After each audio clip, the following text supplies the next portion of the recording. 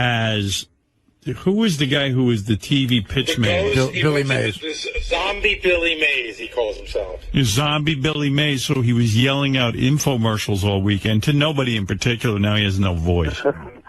Great. But I mean, like NASCAR, just let people like what they like. Trevor, I'm not saying people can't like NASCAR.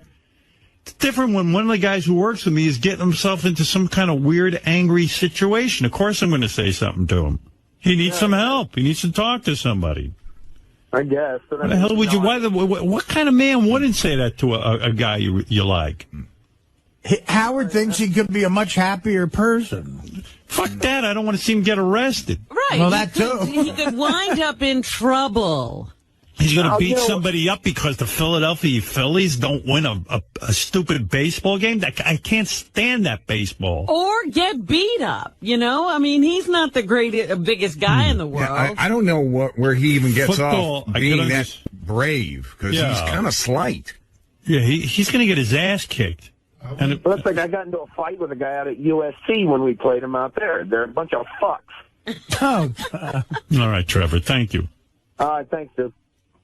Doesn't understand why I would say something to a guy I see he's in trouble. Leave him alone. I went to a Mets game with Will. And, your voice ain't that bad. Yeah, it's a little hoarse, but... No. It got better. It was bad this morning. Yeah. No. It's getting a little better. But I went to a Mets game with Will, and I thought we were going to get the shit beat out of us. That's what I'm talking about. See, I don't think this has got anything to do with his pressure right now, quite honestly. I mean, he's got a history of blowing up at games. Well, what did you think of my whole cancer theory? No, I think you're right about that. Yeah. That's what I'm saying. I mean, everyone acts like it's so shameful to go talk to someone. No, that's a major thing in your life. I mean, you're almost possibly going to die. You've got a death sentence. You think it would be mandatory at that age when, you have to go through stuff like that you'd be getting counseling. It is fun to go with him, though, because he makes an ass out of himself. Yeah. But we should maybe send Howard TV with him to a game. Maybe he thinks he's got like a personality when he gets drunk. That's his personality, angry guy. Yeah. Well, that's fun. If you're a guy, it's fun to hang out with him at a game. All right. Thank you. Thank you. What were you following? Billy Mays? That guy that yells, he goes, "Hi, I'm Billy Mays, here for, Mighty Midget." So you went to the party. What did you say? Well, I don't want to blow this microphone out, but I'd yell as loud as I could and say, "Hi, I'm Billy Mays, here for OxyClean." And I just yelled out real loud. Where did you do this? Laugh. Why would you do this? Las Vegas. You went all the way to Vegas for Halloween? Yeah. Was it an appearance? Yeah, I had an appearance, all right. too. Well, then I understand. All right, you're still wearing your orange and black watch. When do you get rid of the Halloween stuff? I got to take it down this week. It's going to be a sad thing. The correct answer is when you're 8 years old. That's when you get rid of the Halloween stuff. Thank you. What is it, Gary? No, we were just saying it here, for a guy obsessed with Halloween, you think he spent all year, he could have come up with a more original outfit. There was probably 10 Billy Mazes at every party. Wow. I was the only one I saw in Vegas. But Chris from Howard TV did a really good Billy Mays this year, too. What were you for Halloween, Howard? Oh, please. I'm fucking 55 years old. I stopped going to Halloween when I was 12. You were a Hooters girl a couple years ago. Yeah, because Ross had a party, and I went to that shit party. I hated Ross is a big Halloween guy, too. He, floats under the radar, but he loves Halloween. So Halloween was Saturday night? Yeah. I pretended to be a guy getting a blowjob. What do you think of that? Nice. That's a cool costume. That's right. I heard Ross was going to several parties, and he started his night at midnight. On a bus. I heard something creepy about Ross. Wow. I always went to his Halloween party because he made such a big deal about it. He used to have it over at a bar. Yeah, I've been there once. It was a blast. Someone told me he made money on it. I don't doubt it. He was making money off of us. Oh, my God. I heard this. I'm not kidding you. Really? Yeah. Didn't you have to pay for drinks at those parties? Yeah, it wasn't an open bar. He'd have a party, but you had a bar, and I heard he was getting a piece of the bar. Wow. Could be true. I don't know. Gary, did you hear anything about that? No, I'm sort of shocked. It's the first I've ever heard it. I knew he threw the parties, and I knew it was a cash bar. but I never heard he was getting a piece of it. He got a piece, I think. Man. I mean, I don't want to disparage the guy if he didn't. But I always thought it was odd that he kept claiming he was throwing a party, but then people were hit up for money for drinks. Well, remember he used to walk around at the party. He walked around with those drink tickets, right? Like you could get a free drink. What's he doing with those? Howard. I went to that party. He was handing out the drink tickets. Right. That's usually when you go to a place and, you pay a couple, they give you a certain amount, and then the rest you have to pay. And I went back to him and asked him for more drink tickets. He's like, dude, you got to pay for drinks. Right. That cocksucker probably made money off everybody. Yeah, he should have dressed as a cash register. I should have dressed as Ross Zapin and went at the end of the night. What a fucking scumbag. Well, we don't know for sure. Again, it's a rumor. It's Ross Zapin. We know for sure. Trust me. For Christ's sake. Why do you say You don't need Columbo to figure this shit out. Why do you don't know that? Why are you so certain? Oh, Ross Zapin? Yeah, the guy is the Mother Teresa of Sirius. Please. I mean, What does that mean? What's going on there? He's a wheeler and dealer. He's a schmoozer.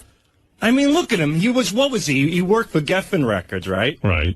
He was a big deal over there. Right. No, it's the This guy- same exact thing. Ross Zapin has an ability, a tremendous ability to put himself in profitable situations. He's a wheeler and dealer. I mean, one thing has nothing to do with the next. How is the fucking guy from Geffen Records, who's responsible for putting bands together, now the guy who's supposed to be promoting Sirius, putting banners out and selling radios? It doesn't. Well, it's promotion. He doesn't. He didn't It's the same kind of work. Really. You hate Ross, right?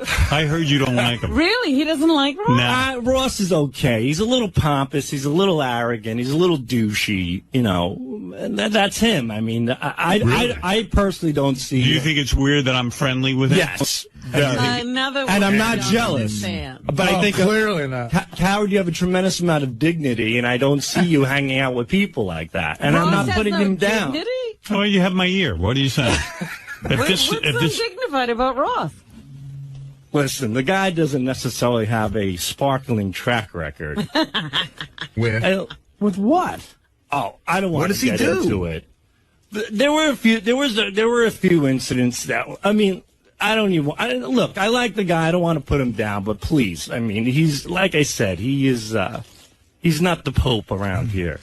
The guy, but I just don't see how, you hang out with a guy like Ross Zapin. It just. You don't like that? How are ya? You don't like how are you when he goes, how are Who doesn't ya? like that? It behooves me. It behooves you? Yeah.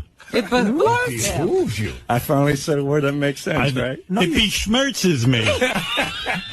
Sound like I knew she. No, you didn't. It behooves him. That didn't make sense. I think behooves him. Trying to say. It means he has hooves and he wants to get them off. Put him in right up Ross's ass. But Sal, listen, you should be It quiet. unconsolates me. No.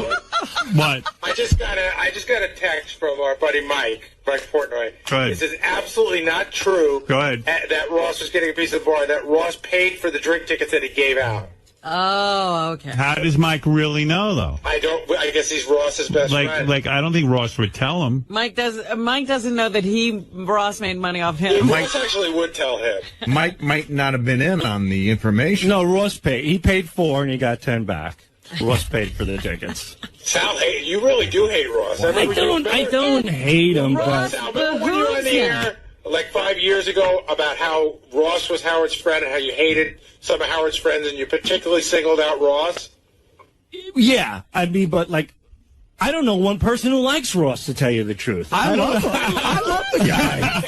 I mean... Really? Who do you know that doesn't like? Nobody in that office likes Ross. Nobody. He's one of my good friends. That's you, because you suck his dick to go to the Springsteen concerts, Gary. Gary, he's a friend of convenience to you because he hooks you up with Springsteen. I've known him for 20 years, and he doesn't hook me up with Springsteen. He doesn't hook me up. Please. If anything, I hook him up, douchebag. Nah, I doubt it. You think Gary could get the Springsteen? Right. He doesn't need Ross to get the Springsteen. It's all of Ross's old school. You're a jealous little shit. I'm far from jealous of Ross Zapin. I have God, you are so fucking No, jealous. I am not. Well, No, I am not. The reason you hate him is so you can list the things that he gets that you can't get. Not at all. I stand 15 feet near that cocksucker. Number two, he's always bragging about all these events that he's going to. I mean, that's all I hear from this guy. Where's the serious promotion? Where is it around this place? When's the last time I heard this guy asshole go, hey, I'm going over here to promote this, I'm going over there to promote that? I don't hear shit. All I hear about is Bruce Springsteen concerts and confrontations he's getting into with cops on the streets and football games that he's going to. Where's this man's credentials? What are you talking about? That's outrageous. How would you be privy to know what he does? Yeah, he would talk to you about marketing. Right. He comes in and you know how I know? Because everywhere I look around, I don't see this fucking place marketed, Gary. Yeah, but maybe there's no budget. It's not his fault. I mean, that's what he's in charge of. There's no budget. You know why? It's going to his pocket. No. That's the budget. It's his salary. Get out of town. It's his salary. You mean take his salary and then buy some ads? Here's the thing. Probably Mel goes to him, we got a budget. Buy some posters, buy some banners, get some people out, start moving serious one way or another, come up with some game plans, come up with some ideas, have a fucking parade. Here's the money. And Ross says, well, if I don't do this, where's the remainder go? It goes in your pocket. So there you go. That's his arrangement? Sure, probably. You just made that up. Wow. Based on absolutely fucking nothing except your insanity. It's a fair assumption. There's nothing being done. It's how you're describing business at the pizzeria you grew up. I want Ross Zapin to come in here and tell me everything that he's accomplished for this company. Where is he? Ross, get in here. Yeah, he's being He's not maligned. here. We think he's still sleeping. Of course he's still sleeping. Why is he sleeping? Because he watched the Yankee game last night. Or he might have gone to it. Oh. Well, that's promotion. In Philly. He was probably yelling out Sirius. There wasn't enough assholes in Philadelphia. Ross had to be there as well. Well, you really don't like him. No, he's okay, but give me a... I mean, I don't know. He's okay. I want to see it on paper. I want to see what he's done. His breath smells. How can you say that? He makes Dan the parody man smell like an Irish... I don't even get out... Dan just got hit. People think I keep my door shut. People think I keep my door shut because I don't want to talk to anybody. I can smell his breath coming all the way down the fucking hall. Man, Ross is my buddy. I got to beam a fucking fan in the hallway just to keep so his breath goes downwind. Are you kidding me? Sal, guy gargles shit. Oh, my goodness. Wow. Oh, dear. Well, maybe he doesn't want to yell. Maybe he doesn't want to yell out "serious" somewhere because his breath smells. You ever think of that? Yeah, maybe. He might be embarrassed. I don't know. I wish Ross was here to defend himself. I want to know what Ross does. I want to see. Oh, he's calling him right now. Good. Oh, good. And you make fun of Ross's weight all the time too. I know that. Well, that's the thing. He always said, I said, Ross, you put on a little weight. He goes, well, maybe I'll lose some by fucking your wife. That's why I don't like Ross. He used to always say stuff about my wife. That isn't right. But I'm joking around. But I'm joking. Ain't right. He's very Isn't that a joke? But I'm joking around now, too. A guy walks in, and the first thing you do is take a shot at his weight. And when he comes back at you, now you're mad? I'm not. No, I actually told him he looks good, but then he started putting some weight back on. I was concerned about his weight because it was fluctuating. I thought he was sick. You know, bad breath is usually a sign of sickness. So between his breath and his weight loss, I said, this guy's dying. Where is Ross? I want him to talk. 2 seconds, Howard. He's calling me. Oh, here he is. Wake up. Ross, What's going on? you are being attacked. Man. I'm not A attacking you. full frontal attack. Sal doesn't like you. Shit. I know. Sal only likes me when he needs Kiss tickets or needs to get Britney Spears tickets. Never got him. Britney Spears. You know, the only time he talks to me is when I'm walking down the hall and he goes, "Hey, Ross, can I talk to you a minute?" Yeah, it's usually with my fingers up my nostrils. Oh. Well, He's accusing you of having bad breath. that's the first time I've heard that. I have nothing against Ross. I mean, they think that I'm jealous of you because you're Howard's friend. I just see it. Just to me, it's yin and yang. You and Howard. That's all. I just don't. What is see. that any of your business? It's Hey, not. Ross, Howard just asked Ross. me. They think you're ripping off people with the Halloween. With the Halloween No, party. Ross, you had I had last heard a year. rumor that when you had your Halloween party. Yeah. This is how this got started. I said I heard a rumor that. Remember we had to pay for drinks. Well, certain people did, like Sal if he was invited. Right. Go on. But we heard you got a piece of the bar. Never, ever, ever. In fact, the reason I didn't make any money is because the guys, Randy and those guys that own the bar, I said, look, I'm not looking to make any money. They were willing to give us the place for free. They lowered the drink prices. We paid for a DJ. We put up all the decorations, and I didn't want to charge anybody at the door. So we had drink tickets for certain people and bottles for certain people. Otherwise, they paid at the bar for drinks. I didn't want to make a penny off of it. I wanted to have the party, and I wasn't going to fund a $25,000 party for Halloween. I believe you. But if you have a party, you have a party at your house. You shell out a couple of bucks. You put a couple of 6-foot heroes out, a couple of pizzas, a couple of bottles of booze, and you have a party at your house. Yeah, that's the Sal Governale party. No, that's a party about somebody who sincerely has friends and not somebody who wants to make it a spectacle all about them. That's what you did here, Ross. You didn't even give a shit about the people. You just wanted to have it at a big bar. You're like the Paris Hilton of the Howard Stern show. Nothing behind it, but you want to be out there. But you said that Ross doesn't do anything to promote, and you said he doesn't deserve his job. Well, I want to know what he's done to promote this place. He's the head of promotion. What is he promoting? Sal, you set up a meeting with me. I'll be more than happy to walk you through it, since I didn't realize that I report to you now. As long as I have to wear a surgical mask. Wow. Really? I hang out with Ross. I don't have a problem with it. I never noticed that. With your schnoz, you can't smell that? You can smell bad breath in Japan with that fucking nose, Howard. Oh, my God. Are you kidding me? Why am I getting beaten up? Oh, you can't oh, boy. Sal says the only thing Ross promotes is himself. And that's not fair. I used to go to Ross and say, Ross, what can I do with the Killers of Comedy on the road?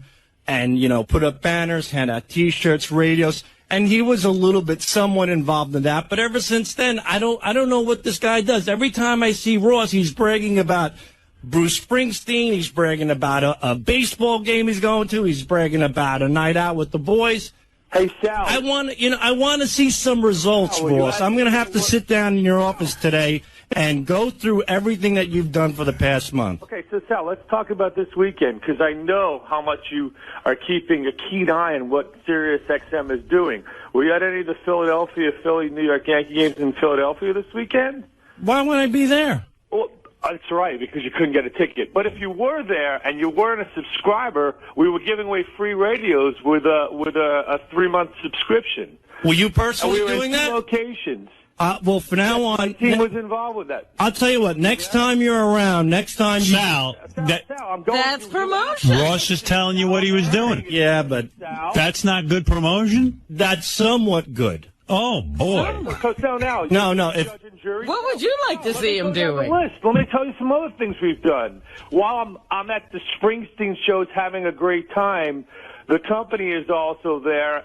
And we have East Street Radio. Maybe you haven't checked it out because you only listen to wherever you listen to. I listen to this show, the show that I work for, the show that I'm responsible to work for. And then, in other words, you're saying the show that I'm dedicated to. Ross, you're saying all those Bruce Springsteen fans get converted into subscribers. Correct. We have East Street Radio on site. Dave Marshall broadcasts in front of Giant Stadium, one of the shows. So since there's a big passion factor for the channel, we have the opportunity for people to see. Why don't you buy Sirius Radio? That's how you should promote it. He should go down there. You really think that's going to do something? No, and I don't think anything he's doing is doing anything. What is he telling me? He's at the Philadelphia game handing out flyers like some chooch on the street? No. Are you kidding me? What do you want him to do? Sal, listen to what I said, Sal. We weren't handing out flyers. We were actually giving people the opportunity to get a free radio, Sal. So you just take the radio and leave with it. Instant gratification. But, Sal, you don't think big picture. You're right. You work for the Howard Stern Show, and you do a good job there.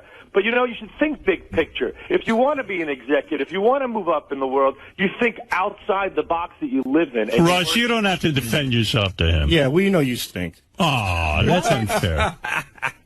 Ross, is it me or can I smell his breath coming through my head? Now, do me one favor. When I see you in the hallway, see, he's going to threaten me. When you need tickets for someone in your family. Never got them. I never got Kiss tickets or anything like that. Listen, I said I don't have really anything against you. I just want to know what you do around here. And people are accusing. Well, how would you know what he does? You're not involved with him. Because every time I see the guy, I don't hear what's going down for the company. I've been in meetings with him. He's always doing stuff. All right, well, then you listen. I'll give you the benefit of the doubt. We'll take a look at the numbers this month. We'll take a look at the numbers next month, and we'll see where you stand. All right. Sal, your phony phone call is bringing tons of subscribers. Thank you. I thank you, Sal. Brush your teeth. Ross? Yeah. I'm sorry. Wow. I had no idea that he claims that nobody likes Ross. I like you. I appreciate that. And I like the job you do. I appreciate that. I like Ross it. just got a promotion. I don't know if he took a poll, but he was saying nobody in the office liked you. I'm just glad you didn't make any money off me on drink tickets. I think Ross is a hard worker. He seems like that to me. I mean, I know he's gotten me involved with stuff what I do on the road, or at least tried to. He's a good man. Yeah, Rossi, don't worry about it, pal. It's just one guy's opinion. Sal is good at his job, and Ross is good at his. But I love Richard. I hate Sal. I think it should be a one-man show. I think that Sal may be dead weight. All right. I think he may bring Richard down. I mean, he attacked your breath. He attacked your appearance. He attacked all kinds of things. I'll take it like a man. It sounds like sour grapes. His weight. I was like, Ross, there's no problem there. Ross didn't get him Kiss tickets. If Ross got him the Kiss tickets, this doesn't happen. Right. It'd be golden. All right, Rossi, thanks. See you. All right, that's Ross Zapin, head of promotion. What did for he all also serious. say? We never got into how Ross behooves him. You don't want to get into that. All right, Kendra Jade is stopping by. I'm going to take a break. You're kidding. She's on celebrity sex rehab with Dr. Drew. Oh, it was a lone gunman. But another major conflict today. I don't even know how this actually. I do know how this came about. Howard brought up that Ross might have been getting money for his Halloween party that he used to throw. And Sal came in and said that, yeah, he got drink tickets and said he probably charged him, ha, ha, ha. And that quickly turned into Sal really reaming Ross over his professionalism, over, being never doing him a favor. There was a lot that happened there. And before you comment on it, Gary, Teddy, hit clip number 2, because this is just a little bit of it, but I want to make sure I'm setting the framework properly before we really get into it. Look, I like the guy. I don't want to put him down, but please, he's, like I said, he's not the Pope around here. The guy, but I just don't see how, you hang out with a guy like Ross Zapin. You don't like that, how are ya? You don't like how are ya when he goes, how are ya? Who doesn't like that? It behooves me. It behooves you?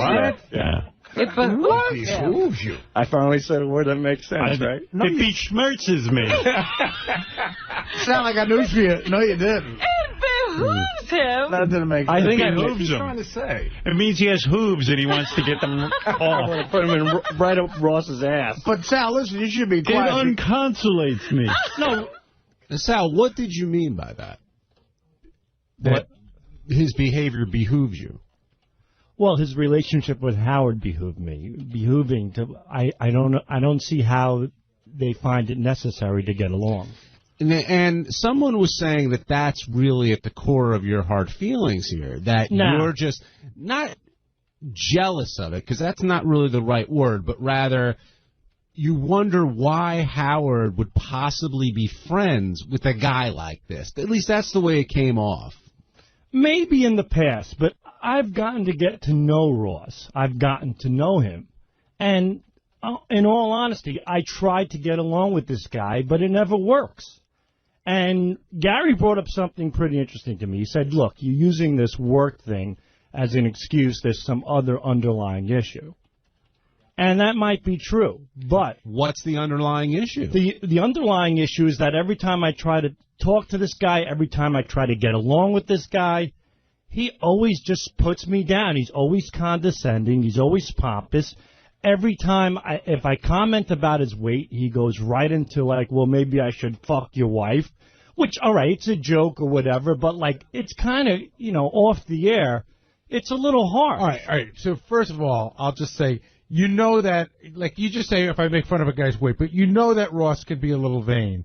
So if but if that means a lot to him, and it doesn't mean anything to you, in other words, you're saying Ross always has something negative to say to you, but you're telling me that the second he walks in, you're poking fun at his weight. And then because he doesn't laugh with you, he's the dick. Well, Gary, I'm not poking at his weight. I discussed his weight. I go, are you putting some weight back on? Because he lost a lot of weight. Who wants to hear that?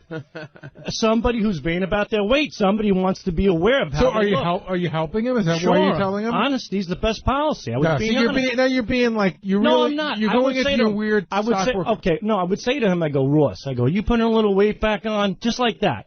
He's like, well, maybe I should lose some by fucking your wife. Now, it was a little harsh, but I didn't keep going with that. But every time I talk to Ross, like, even if I pass his off, he's like, not now, dude.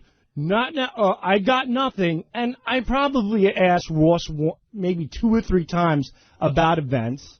Not that I wanted anything for free. And Ross has been courteous in some situations. But the guy always carries himself like he's bigger and better, and I am just an underling. And after a while, it just rubs you the wrong way. So, yeah, Gary, you're right. I shouldn't have went into the work area because I don't know what he does. But why do you think he treats you that way? I don't know. I understand you don't know. Everybody has a personality, like you, John. You're a laid-back dude.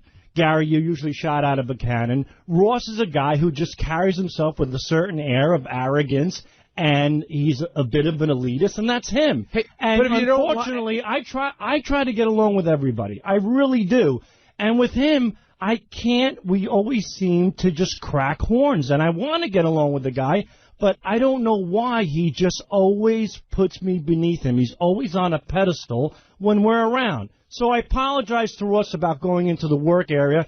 That was wrong. It takes a big man to admit it. Listen, he certainly deserves to be where he is, otherwise he wouldn't be here. But on a personal level, I don't know why Ross is always just so condescending, and that's what bothered me. But hold on a second. You were adamant that Ross does not deserve to have the job, that he hasn't a clue what the fuck he's doing, that he was some shit record guy. What does that have to do with promotions? And you weren't going, hey, I don't know what he does. You were sure, but that in your everyday life, by walking around, you see what a crappy job he's doing.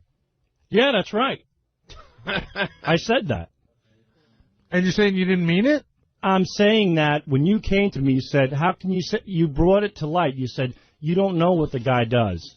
You came to me I was trying to get more to the bottom of what it is you don't like. You came to me personally, yeah, and you said, let's get to the bottom of what is it? And I'm like, you know what, maybe you're right. So I thought about it, and that's what I figured out. And when it came down to it, you made it perfectly clear. I don't know the man's profession. I had no right to talk about his profession, but I don't know why he always treats me like shit every time I talk to the guy. All right, so since Ross just walked in, can I recap a little bit for Ross? Well, I want to ask you a question before you do. Someone want to smell my breath first? We're going to get to that. Do you think that at the core of this is that Sal is jealous of Ross's relationship with Howard? I did say on the air that whenever you talk about why you don't like Ross, it's usually followed by what he has, what he gets, how, you know, it's always like, he goes here, he does that, and that seems to irritate you. So I thought that there might be a tiny bit of jealousy there. Well, it's not that. It's not about, you know, it's the way certain people carry themselves. If you're constantly bragging, putting it in people's faces, it puts you off a little bit. And Ross has a tendency to do that. Ross will admit, you love to brag.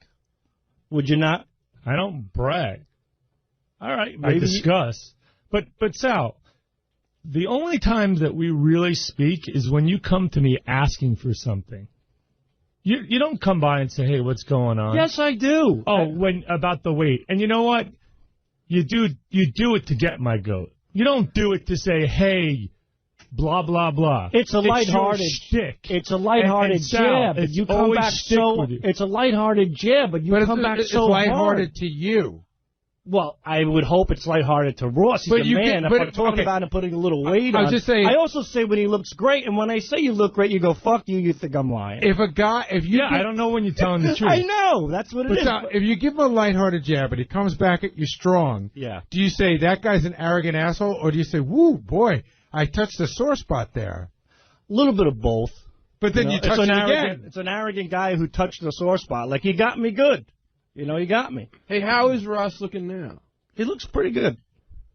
little bit of a handle there underneath, above the belt. But what am I going to do? Ross, the question I asked Gary, I'm not banging him. Do you think this comes from him being jealous of your relationship with Howard? Yeah. I don't, because look. And you are an underling. See, that's right. And I always will be to this guy. The conversation you had today was almost identical to the one we looked in the log that you had about 6 years ago when you had a whole conversation with Howard about you didn't like the circle of friends Howard has. You should be one of those guys. It's just like I said, it was just questionable. But then again, I got to know Ralph. And, Ralph comes off certainly pompous, But Ralph's a nice guy. I mean, he could talk to me. Ross won't talk to me. Ross can't be bothered with me. I feel like if you can't provide Sal, something for Ross, he doesn't want anything to do Sal, with you. The only time you come to me or you stop me in the hallway is when you need tickets for something. That's the only thing. It's not true. The other time you come to me is when you make the jab about my looks. No. Look, I hardly see you. Or a better one. How I can help you with your 𝗫𝗿𝗄 comedy show. It's always with the promotion, because you're the promotions department. No. That there's was an angle with you. Oh, maybe you can help us find an advertiser that can. Yeah, we said we can help you. Sal out. No.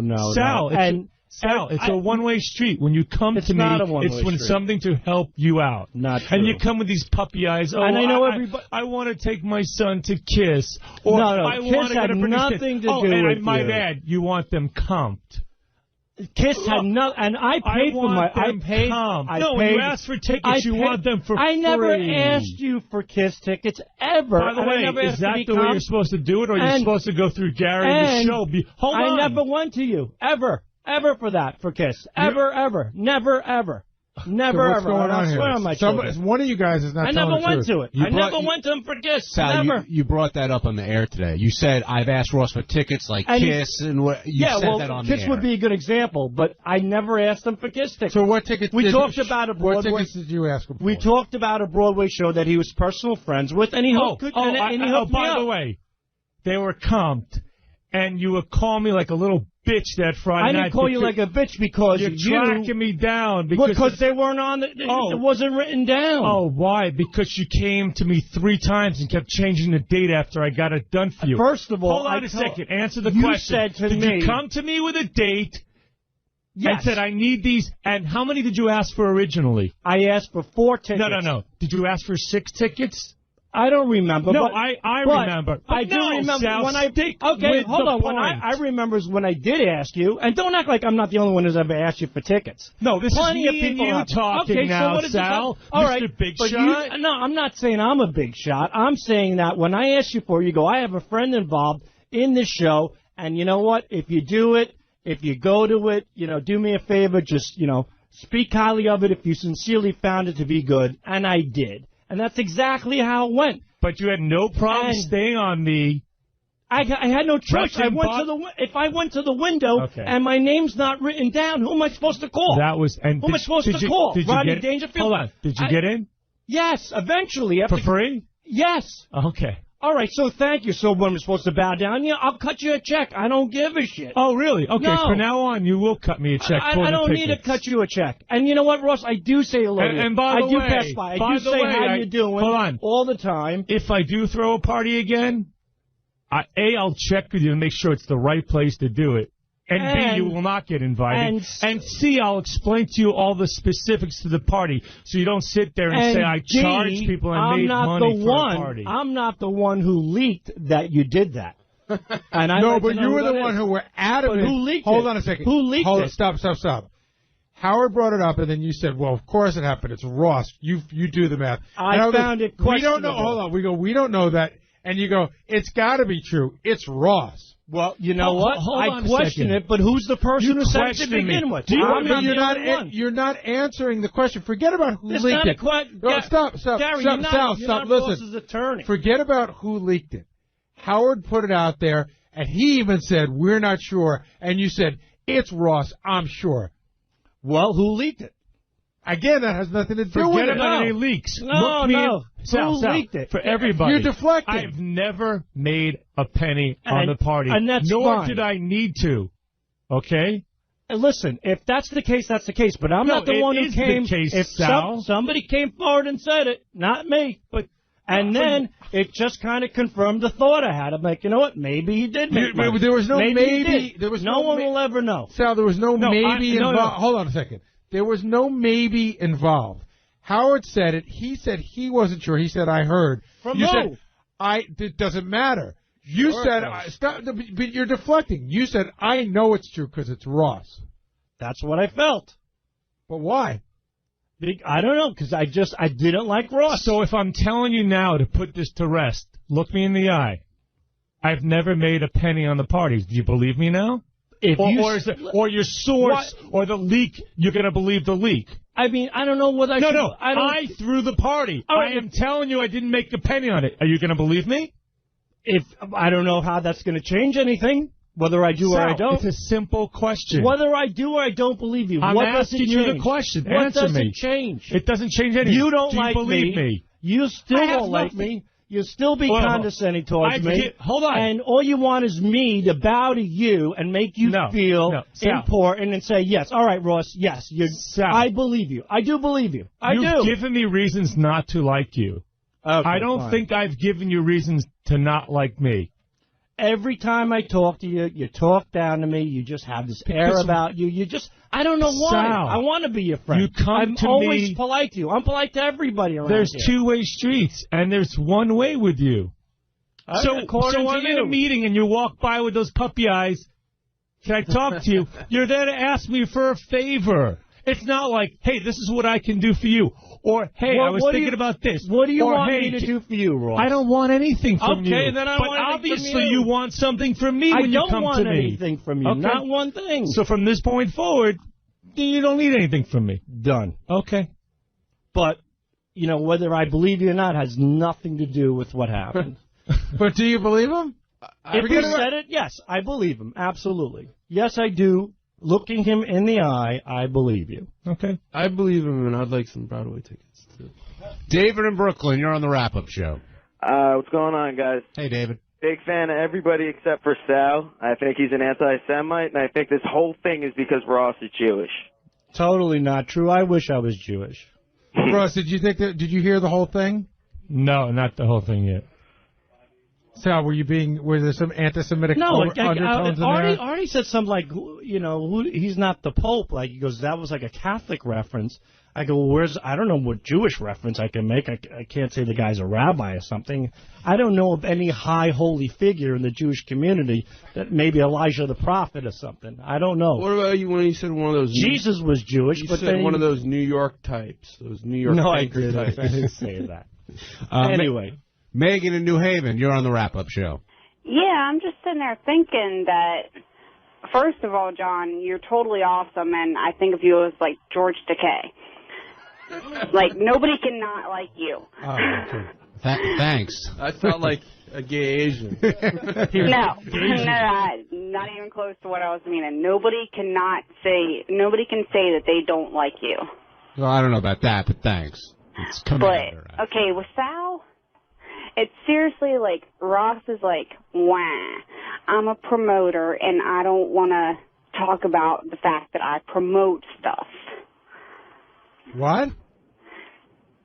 People come to me for questions about promoting, and yet he's whining about it. Megan, I'm not sure what you're saying.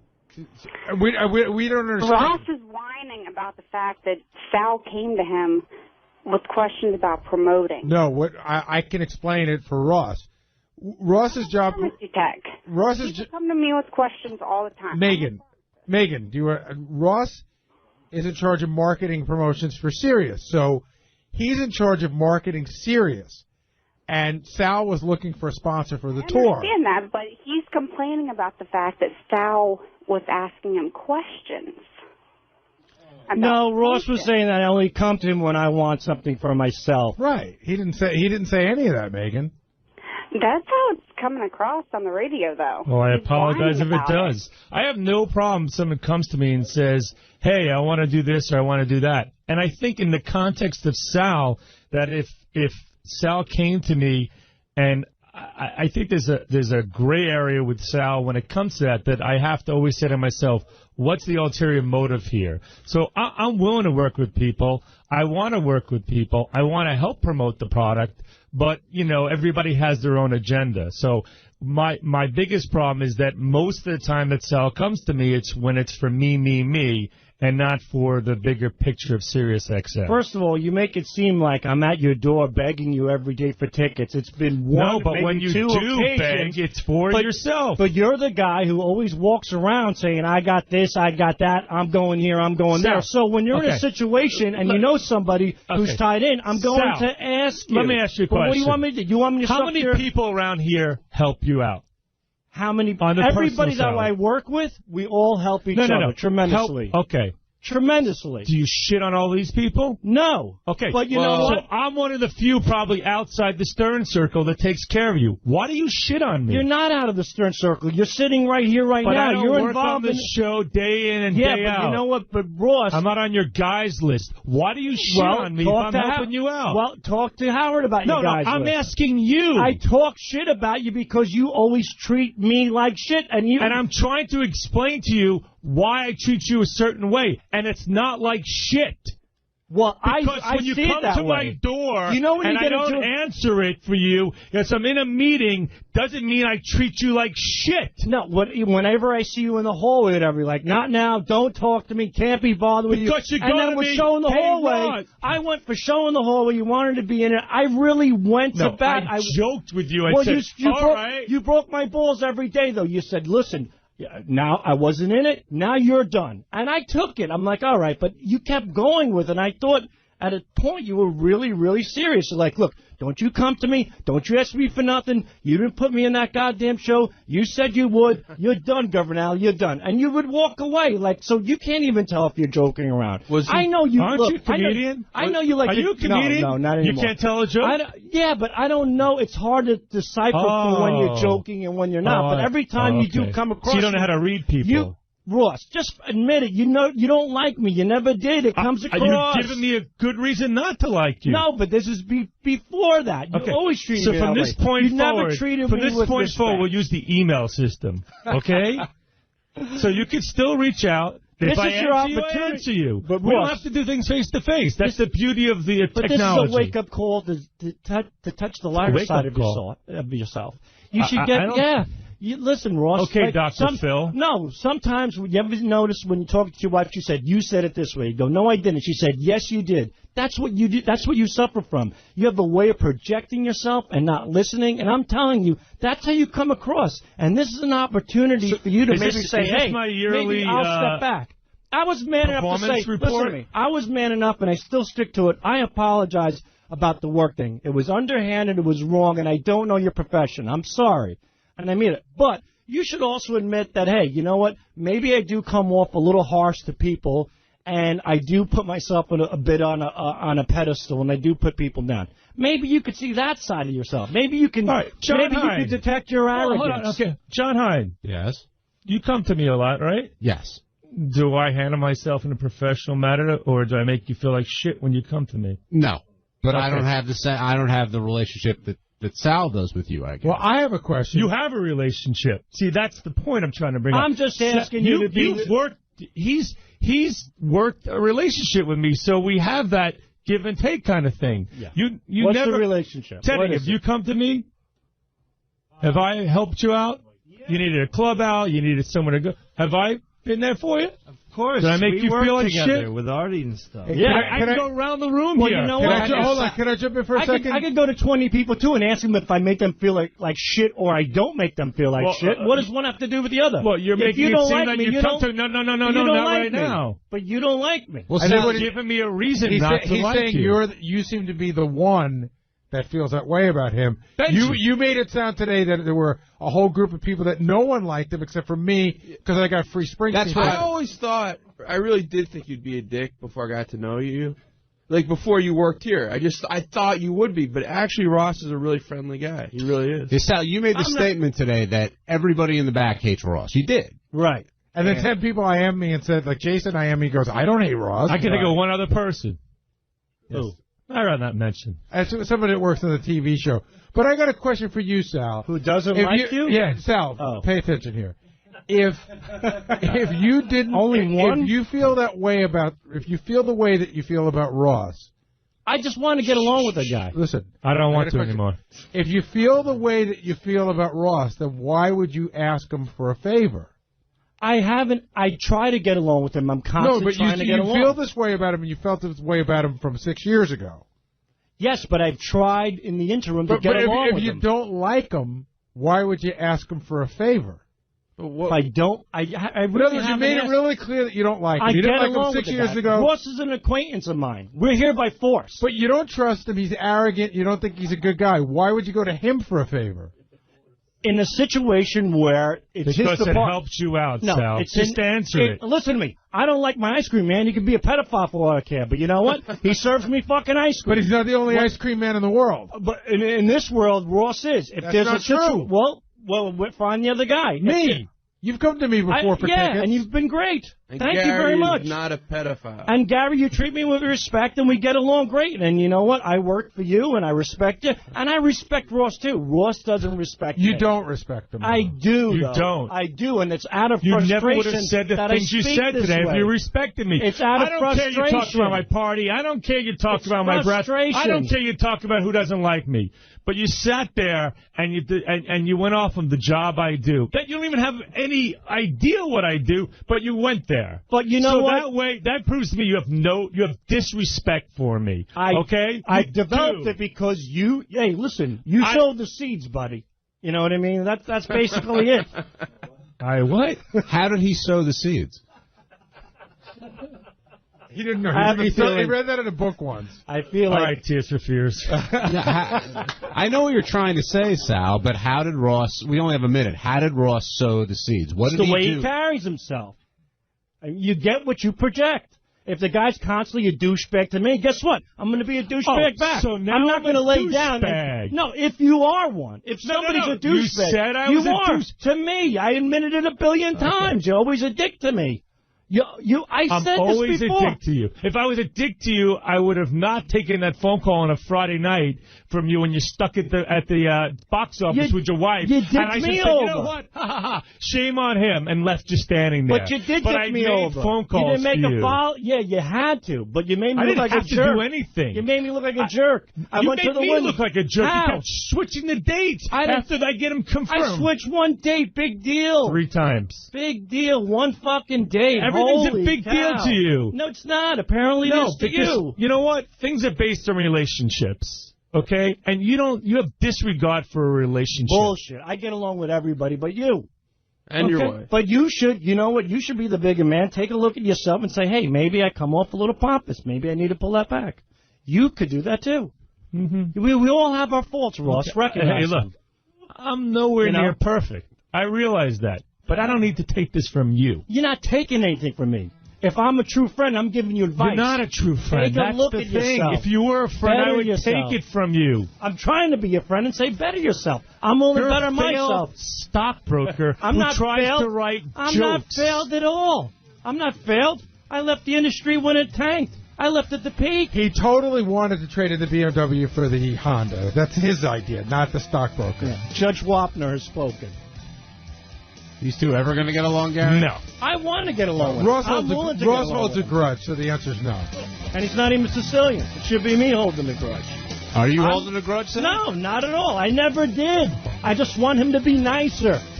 Be a better person. Look in the mirror and say, hey, I was a better guy today. All right, what's so wrong about I'm a better guy for not hitting you. We've got 10 seconds. Ross, what would you like to promote? Rosie started today, big show. And we have a huge campaign that everybody will be seeing on TV about SiriusXM. Thanks for listening to Wrap-Up. All right. A little something from the Wrap-Up show yesterday. There was some good arguing going on the Wrap-Up show. I know the Sal Ross thing continued. Yeah, that was really good. I'll play you some of that. Yeah, that's a good one. Somehow, I don't even know how we got into it. And Sal has a history of resenting anybody who I'm friendly with. Mm-hmm. I'm good friends with Ross, and we went back and looked at the computer, and Sal, years ago when he used to talk about how much he loved me, he said, I don't understand how Ross and Dominic are friends with Howard and I'm not. Right. It doesn't make any sense. They're not good guys, blah, blah, blah, blah, blah. He had a whole thing about it. So he's headed in for Ross for a long time. And then yesterday, somehow he got into a thing. Ross runs promotions here at Sirius, and the fact of the matter is, Sal criticized the way he does his job. He said Ross's breath was shitty. Ugh. He said that he doesn't understand why I'm friends with Ross. He's not a good guy. He said he's arrogant or something. Yeah, and he also said he didn't believe that Ross had his Halloween party, that Ross didn't make money off the drinks. He was basically disparaging Ross's character every way he could. Yeah. And so they brought it over to the wrap-up show, and Sal and Ross in the same room got together, and they just went at each other. Ooh. So if I'm telling you now to put this to rest, look me in the eye. I've never made a penny on the party. Do you believe me now? I mean, I don't know whether I threw the party. I am telling you I didn't make a penny on it. Are you going to believe me? If I don't know how that's going to change anything, whether I do or I don't. It's a simple question. Whether I do or I don't believe you. I'm asking you the question. What does me. It change? It doesn't change anything. You don't do you like believe me? You still don't like me. You'll still be condescending towards me. Hold on. And all you want is me to bow to you and make you feel important and say, yes, all right, Ross, yes, I believe you. I do believe you. You've given me reasons not to like you. Okay, I don't think I've given you reasons to not like me. Every time I talk to you, you talk down to me. You just have this air about you. You just, I don't know why. Sal, I want to be your friend. You come I'm to always me. polite to you. I'm polite to everybody around There's here. two-way streets, and there's one way with you. So if I'm in a meeting and you walk by with those puppy eyes, can I talk to you? You're there to ask me for a favor. It's not like, hey, this is what I can do for you. Or, hey, I was thinking about this. What do you want me to do for you, Ross? I don't want anything from you. Okay, then I but want anything obviously from you. You want something from me when you come to me. I don't want anything from you. Okay. Not one thing. So from this point forward, you don't need anything from me. Done. Okay. But, whether I believe you or not has nothing to do with what happened. And it just kept going on and on. I love arguing on the radio. Well, I just didn't. He has this level of animosity toward Ross that seems to have no basis. I think it's mostly that from Ross's end is that Sal wants a lot of things from him and Sal can't get them. So just keep listening. All right. How many people around here help you out? How many? Everybody that I work with, we all help each other tremendously. Okay. Tremendously. Do you shit on all these people? No. Okay. But you know what? So I'm one of the few probably outside the Stern Circle that takes care of you. Why do you shit on me? You're not out of the Stern Circle. You're sitting right here right now. I don't You're work involved on the show day in and day out. Yeah, but you know what? But Ross... I'm not on your guys list. Why do you shit on me if I'm helping you out? Well, talk to Howard about your guys list. I'm asking you. I talk shit about you because you always treat me like shit. And I'm trying to explain to you why I treat you a certain way, and it's not like shit. Well, because I when you see come it that to way. my door when and I don't answer it for you because I'm in a meeting, doesn't mean I treat you like shit. Ross, just admit it. You don't like me. You never did. It comes across. You've given me a good reason not to like you. No, but this is before that. You always treated me that way. So from this point you forward, never treated me with respect. We'll use the email system, okay? So you can still reach out. If I answer you. But we don't have to do things face to face. That's the beauty of the technology. This is a wake up call to touch the lighter side of yourself. You should get listen, Ross. Okay, Dr. Phil. No, sometimes you ever notice when you're talking to your wife, she said, "You said it this way." You go, "No, I didn't." She said, "Yes, you did." That's what you do. That's what you suffer from. You have a way of projecting yourself and not listening. And I'm telling you, that's how you come across. Wow, huh? Listen to Sal analyzing somebody. Yeah. Sal, of course, ended up screwing up his words again. He said something in this next clip like, well, you sowed the seeds. Which I'm not even sure what he was trying to say. You planted the seeds? Or you reap what you sow? Or... I don't know. I have to hear it. Yeah, well, anyway, here he is. They're still going at it. If you feel the way that you feel about Ross, then why would you ask him for a favor? I really you made it really clear that you don't like him. I You get didn't like along him 6 with the years guy. ago. Ross is an acquaintance of mine. We're here by force. But you don't trust him. He's arrogant. You don't think he's a good guy. Why would you go to him for a favor? in a situation where it's because his it helped you out, Sal. Just answer it. Listen to me. I don't like my ice cream man. You could be a pedophile for all I care. But you know what? He serves me fucking ice cream. But he's not the only ice cream man in the world. But in this world, Ross is. If That's there's not a situation, true. well, find the other guy. Me.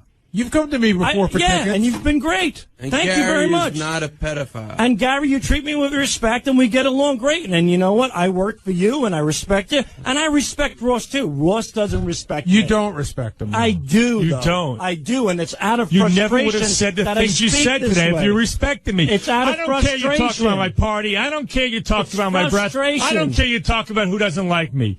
But you sat there and you went off on the job I do. That you don't even have any idea what I do, but you went there. But you know so what? that way, that proves to me you have disrespect for me. Okay? I developed it because hey, listen, you sowed the seeds, buddy. You get what you project. If the guy's constantly a douchebag to me, guess what? I'm going to be a douchebag back. So now I'm not going to lay down. No, if you are one. If somebody's a douchebag. You said I was a douche. To me, I admitted it a billion times. You're always a dick to me. I said I'm always this before. a dick to you. If I was a dick to you, I would have not taken that phone call on a Friday night from you when you're stuck at the box office with your wife. You dicked and I me said, over. you know what? Ha, ha, ha. Shame on him, and left just standing there. But you did but dick I me made over. phone calls You didn't make for a you. follow. Yeah, you had to, but you made me I look didn't like a have jerk. to do anything. You made me look like a jerk. I You went to made the me window. look like a jerk. How? You kept switching the dates after I get him confirmed. I switched one date. Big deal. 3 times. Big deal. One fucking date. Everything's Holy a big cow. deal to you. No, it's not. Apparently, it is to you. You know what? Things are based on relationships. Okay? And you have disregard for a relationship. Bullshit. I get along with everybody but you. And your wife. But you should, you know what? You should be the bigger man. Take a look at yourself and say, hey, maybe I come off a little pompous. Maybe I need to pull that back. You could do that too. Mm-hmm. We all have our faults, Ross. Recognize Hey, look, them. I'm nowhere near perfect. I realize that. But I don't need to take this from you. Wow. What do you think of that? I just don't know what to think. I mean, do you think there's any... I mean, Sal really believes that he's giving Ross a lesson, some information that he really needs to know. You know, Ross, is Sal on the money in any way? Well, I like Ross, so I don't see all of that. No, I don't think so. I mean, you at all. haven't heard this from other people, have you? Sounds like Sal goes to Ross every time he needs a ticket, and then But he doesn't switches. have any relationship with him. Yeah, so Ross sees him as a user. Yeah. But I mean, Ross maybe doesn't sit there and come off so well to Sal and suck his balls because he doesn't have time. He's busy. The thing that I kept getting out of yesterday from the wrap-up show... I mean, I like Sal. I respect his opinion, but I don't know, man. I don't think of Ross like that. Obviously, I don't. I'm friends with the guy. Yeah. I like the guy. Yeah, the thing that Sal kept beating on over and over and over again was that Ross gets to go here, and Ross gets to do this, and Ross gets to get this, and it just seemed he was obsessed with where he goes and what he gets and what he does. Yeah. And it seemed to me to be jealousy. Sal says no. Yeah, because Ross goes out every night, and I think Sal thinks Ross gets a lot of freebies. And he doesn't. But even if he did, like, why is it like Sal's obsessed with who gets what, how they get it? Anything away from what Sal gets. And why is he focused on Ross? I mean, there's probably plenty of guys out there who are out every night going to these things, and he's not focused on them. Because he says that Ross, he thinks Ross looks down on him. But I think it's in Sal's head, but, you know. I also think Sal has to go home every night and prove to his wife that he's a good husband, and then, like Ross doesn't answer to anyone. Not even his wife. But does Sal really know that much about Ross's life? Yeah, he's pretty keyed in. Wow. Because he's keyed in. Like, he hears Ross is at the Springsteen concert. He hears Ross is at the Rock and Roll Hall of Fame. He hears Ross is at the Yankee game. And I think, I got to tell you. I think he's jealous of Ross's lifestyle. I'll tell you one of the things that I think really eats away at Sal. He'll never admit to this. How many Mondays do you come in and you talk about what you did on the weekend, and maybe 1 out of every 3 say, "Oh, Ross came over. His name. We went here," and I think that eats away at him that you spent time with Ross. That it's Sal's time. I could never spend time with Sal. I can spend endless hours with Ross. Ross is just a good guy to hang with. Sal's creepy. You know, Sal, I love Sal, what he does here. I love his work, and I actually like Sal personally, but I could never hang with him. Although when I go out to dinner with him, we have a good time. But well, what's creepy about it? Oh, come on.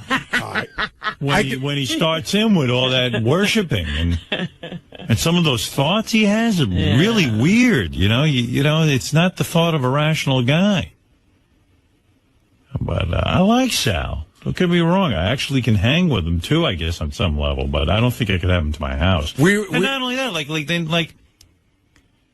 I mean, he did the ultimate shitty thing. He pissed all over my wife. And I just love that woman. And it's like, why would he do that? Well, and then after he pissed on my wife, he went back up and pissed on her again after he promised her he wouldn't. Like, that's just too fucking weird. Yeah, that's in the past, but it's a matter of respect. The way I mistreated you, it's basically the same thing. It's how people rub off on people. You feel he's arrogant and he comes off the wrong way. It's a personality thing. Right. And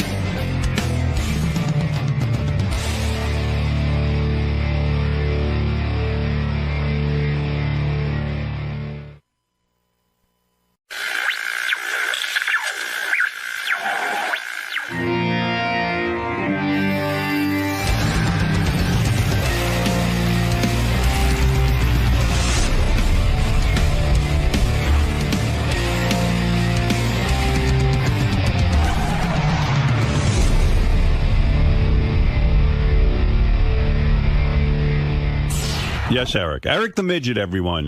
Many letters about Eric yesterday being on with Johnny Fratto. People enjoyed Eric yesterday. They did. Now, why did you just slip back to the other nickname? Oh, Eric the actor. Right. Thank you. All yesterday you called me Eric the actor. Well, you're working now. You're an actor, so you are Eric the actor. When you finish this job, maybe you'll be back to Eric the Midget. We'll see.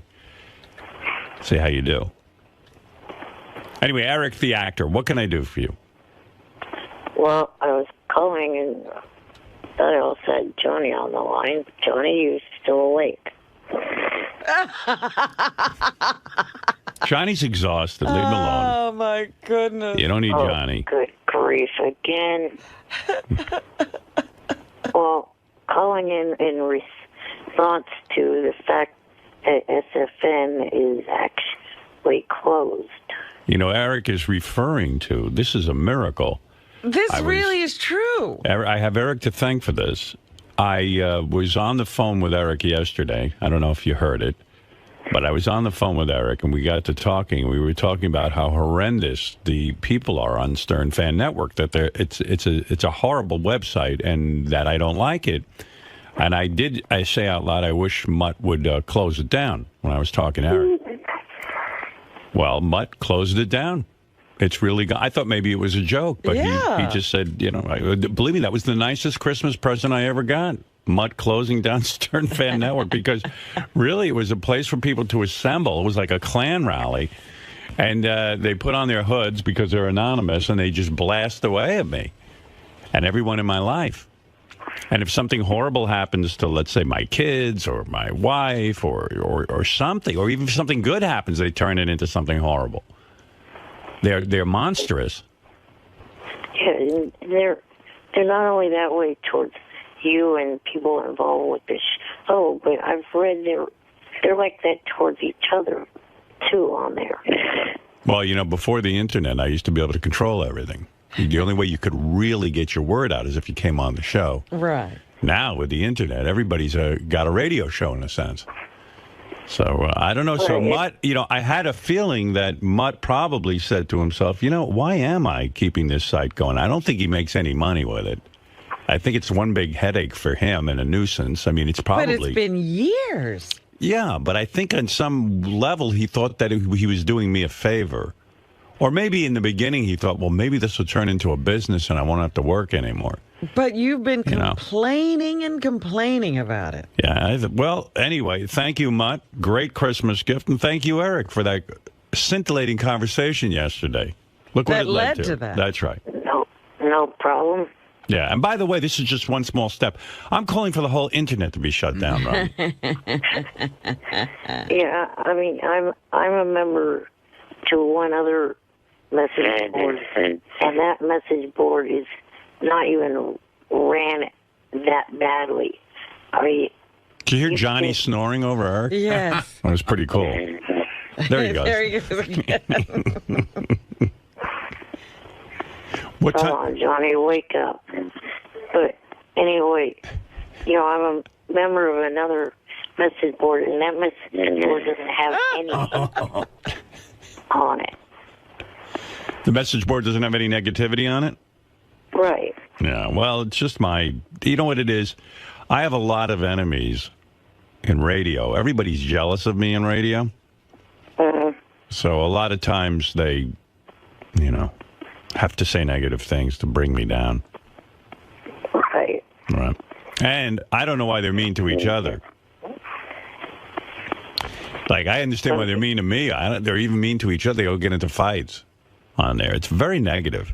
And you know what? I'm sure that sometimes it gets really out of hand where people are putting people's home address and stuff on there, and then Mud has to get involved and take it down. Right, that must be a real hassle. Last week I had to change my phone number, and my home phone number, which I'm pretty sure was the reason why I had to change it was because of people that are on SFN somehow got a hold of it and started prank calling me. I mean, you could even listen to the Superfan Roundtable at the end of it when I was trying to talk to Mud. Well, I'll tell you what. It is really weird. Prank call me. It's just very weird to go on there and get, you get the shit beaten out of you. It's a very hostile place. In fact, there are times that it's downright dangerous on there. I mean, I'm not kidding you. I mean, people they're vicious. And you know what it is too? If you want to say, if you want to go actually be a fan and say something positive about the show or and meet other fans, which would be kind of cool, you can't do it because then everyone goofs on you. If you say anything nice, they're like, "You're a fucking suck ass. You suck Howard's asshole." So it's basically a hate site. It's the Stern Hate Network. That's what it is.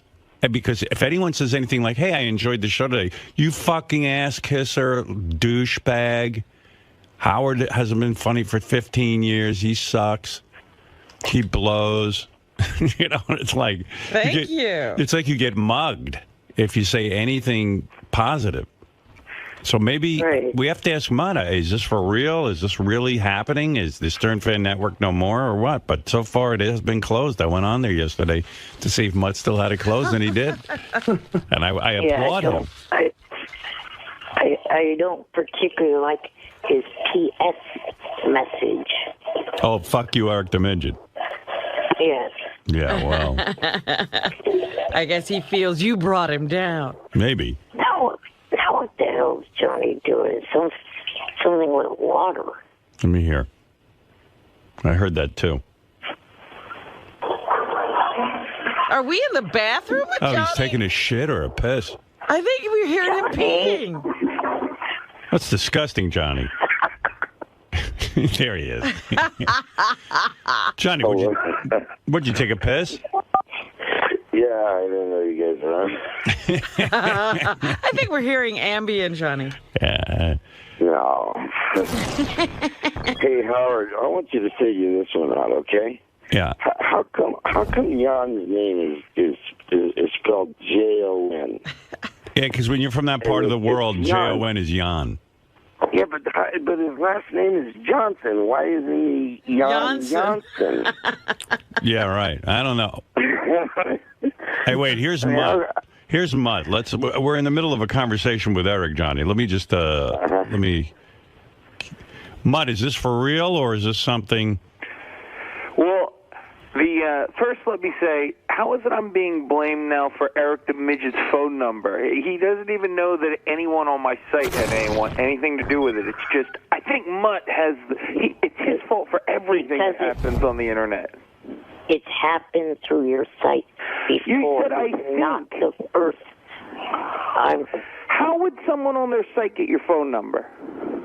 How? It happened because there are public information websites that I'm pretty sure that one of your losers went to. Pretty sure. Like, no one... All right, Mutt, never mind that. You're going to get... Mutt, you're going to fall into a hole here. Just to answer the question, is this the end of Stern Fan Network, or are you just doing this temporarily? Look, you asked me to shut her down, so I shut her down. People need a chance to think about what's going on. Right. And obviously there needs to be some sort of change. So I'm talking to the staff now, and we're working on a plan on how we can try to make that change. You have a staff? I do. How many people work at Stern Fan Network? It's just a handful of us. I have a staff of volunteers, we all do this because we love the show. Right. You don't make any money, though, do you? No. No. There was a time, like in 2006, like when you first moved over. Right. That like money started happening and people started getting in touch with me saying, you're going to be rich. And then I got an offer to buy the website for like $1 million once, and I didn't take it. Wow. You're kidding me. Mutt, what are you, fucking high? I got another offer that wasn't to buy the site, that made it impossible for me to buy the site. And you mean a legitimate? That fell through. You mean a legitimate guy who, came to you and said, "I'm willing to put up $1 million to buy the website"? I got more than one, like right at that time. Yeah. And I got people that were close to you that got in touch with me that wanted to buy it just to put advertising on it. And Mutt thought it was like Facebook. It's gonna $1 million. He goes, I'm waiting for $1 billion. No, I wasn't holding out for more money. I got a non-website offer that made it impossible. I had to keep the website for this other offer, and I would love to talk about it, but I can't. And, I'll buy your site now. How's $5 sound? I'll take the whole thing over. I know it's a big come down from $1 million. Yeah, you turned down that $1 million deal, but we got you another one. But I think it's foolish to turn down $5. It was actually a radio offer that Tim made me, and to do that, I could not get rid of the website, and so it was like, no, this other thing's going to be awesome, and. Yeah, I would rewind the clock and sell it for $1 million. yeah, I would have. You should have called me. I would have. I'll tell you what. I'll give you $5 and Benji's wig. Well, Benji took the wig off. I could use the wig, actually. Yeah. Hey, so what do you mean you're going to do something new with the website? I don't understand. Well, we're going to bring on some more staff, so we're trying to decide who else we think we could trust that, won't get all power hungry and go crazy and just fight with people as well. It's you mean you want to get monitors on there who will take the negativity out? Yeah, I mean, I don't want like the crazy hateful negativity, but I can't it can't be all beautiful either. Like people have to be. Why can't you just get rid of it? Get rid of the website altogether? Yeah, just fucking close it down like you did, like Eric and I were talking about. Keep it closed forever. I could just go to Facebook, I guess, and chat about the show there. Why even chat? Why? Like you've done it now. Just get rid of it. Howard, they're going crazy. Well, so what? You know who's going crazy? They're calling me. All my haters. Me, they're emailing me. Everybody's like, what are you doing? All my scumbags out there are doing that. Well, fuck them. Let them twist in the wind. There Bitches. are actually much worse people out there. Like, we've gotten rid of a ton of, the craziest of the people. I was so happy. And those guys have, another website where they, just talk about how bad it is that I don't let them talk freely. Right. They're the people that think I'm too controlling You know? Please, and then, you're not controlling enough. Like you that think that I'm not controlling enough, so I'm always like in that middle. Those people are my little monsters, like Lady Gaga. Are. But they're real monsters. Yeah, but they're monsters. Like, it's not affectionate. I go, oh, those are my little monsters. Well, you know, like when you guys get into a fight and you're arguing with one another, well, on the site, everybody takes a side, and then they continue that fight. Well, that just goes on, and everything lives forever. I know there's fights, and then anytime my wife does anything for charity, they pick her apart, say she's ugly, and it drives me crazy. They go, she's ugly. I mean, none of those guys have fucked a girl that's halfway as good looking as her. Half of them think that this is like a great joke. Right. And the other half of them, I don't know why they're doing it when they pick on Beth. But yeah. And I even said to Beth, I go, you're one of the hottest chicks I ever met. I've met a lot of chicks. She goes, yeah, but your fans are so mean. I go, I know it's embarrassing to me that my fans are so, like, they're my, like, Mariah Carey's fans don't sit there and goof on Nick Cannon. Don't do that. Yeah, I mean, leave that to other people, my fans. I mean, it's hardly. Your fans are horrible. It's false advertising. It's not this. I called them wolves one time. Yeah, my little wolves. Yes, and that is more accurate for your guys. Yeah, well, keep it closed. Come on, man. What do you need that for? I could keep it closed. There'll be just another site that sort of takes my spot. So let him do it. Let him do it. Be done with it. Okay. What do you need it for? I guess I will stop working on what I've been doing for the past day. Well, do whatever you want to do, I guess. I mean, I can't tell you what to do, but Eric and I are happy for one, and I suspect Johnny Fratto's happy Well, too. Eric's happiness is number one on my priority list. All right. Thank you, Mutt. All right, you have a good one. There he is. Mutt says he's not closing it. He's working on something new. Revamping. He's revamping. Get a new logo. That one looks like Jackie Martling lettering. I've fallen in love with that logo, but I will find a new one. All right. Thank you, Mutt. That's Mutt, who he's at a crossroads, it seems.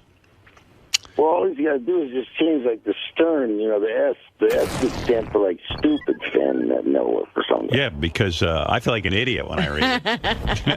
I tell you, it's crushing. I haven't read it in years. It's crushing. Right. I mean, it's just overwhelming. If I read that every day, I would just fucking jump out a window. Oh, how well, that's that cyberbullying that everybody talks about. You know, I was bullied my entire life, and then I became cool on the radio, and now I'm being bullied again. I can't get away from this.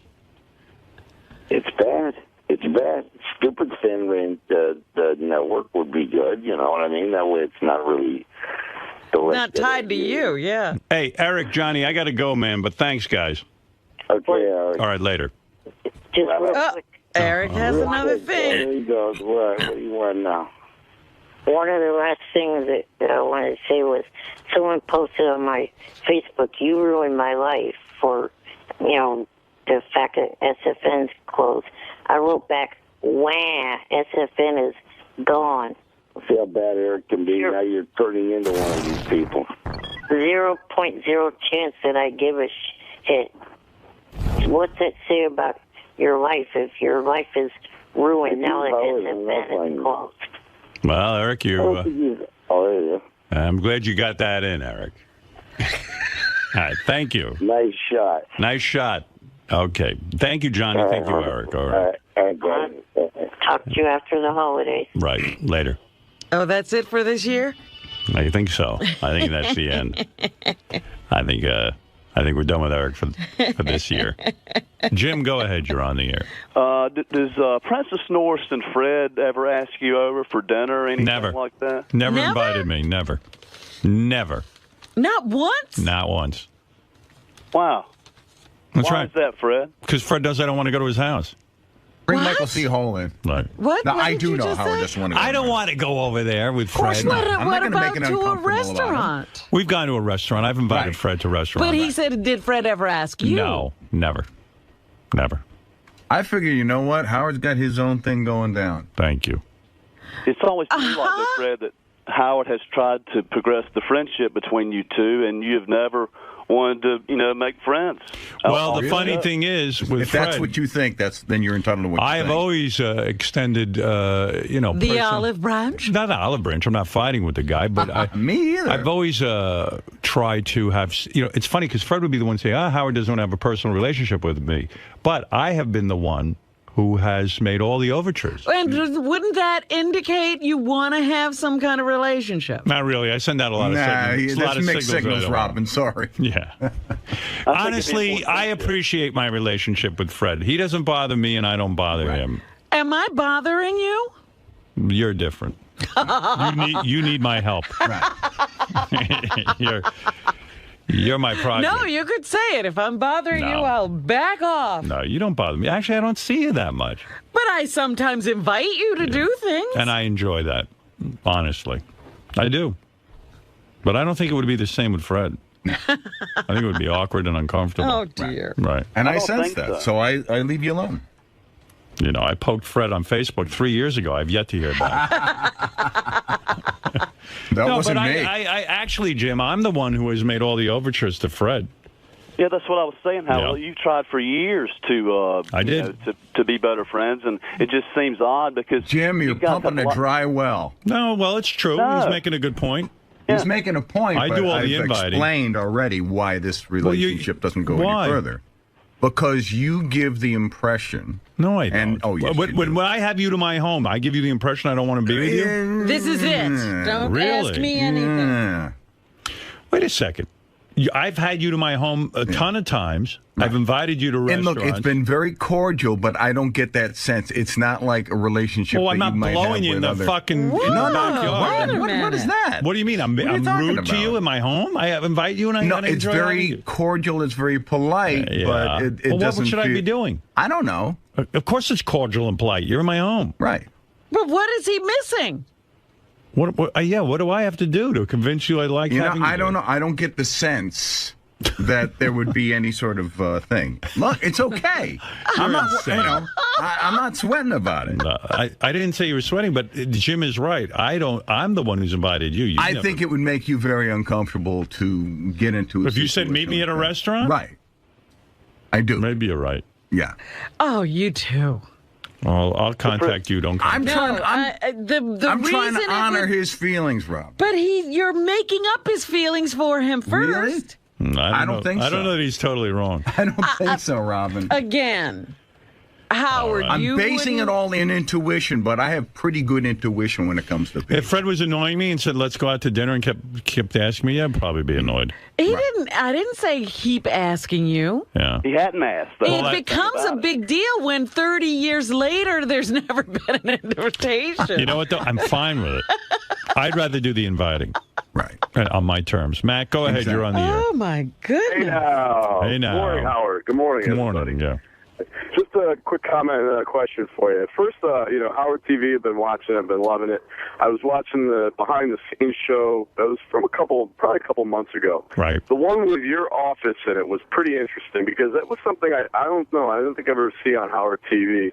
And it was kind of surprising to get that look into your office and made me think, does Robin have her own space up there in Sirius outside of the studio? And what does that look like? No, I do not. Yes, you do.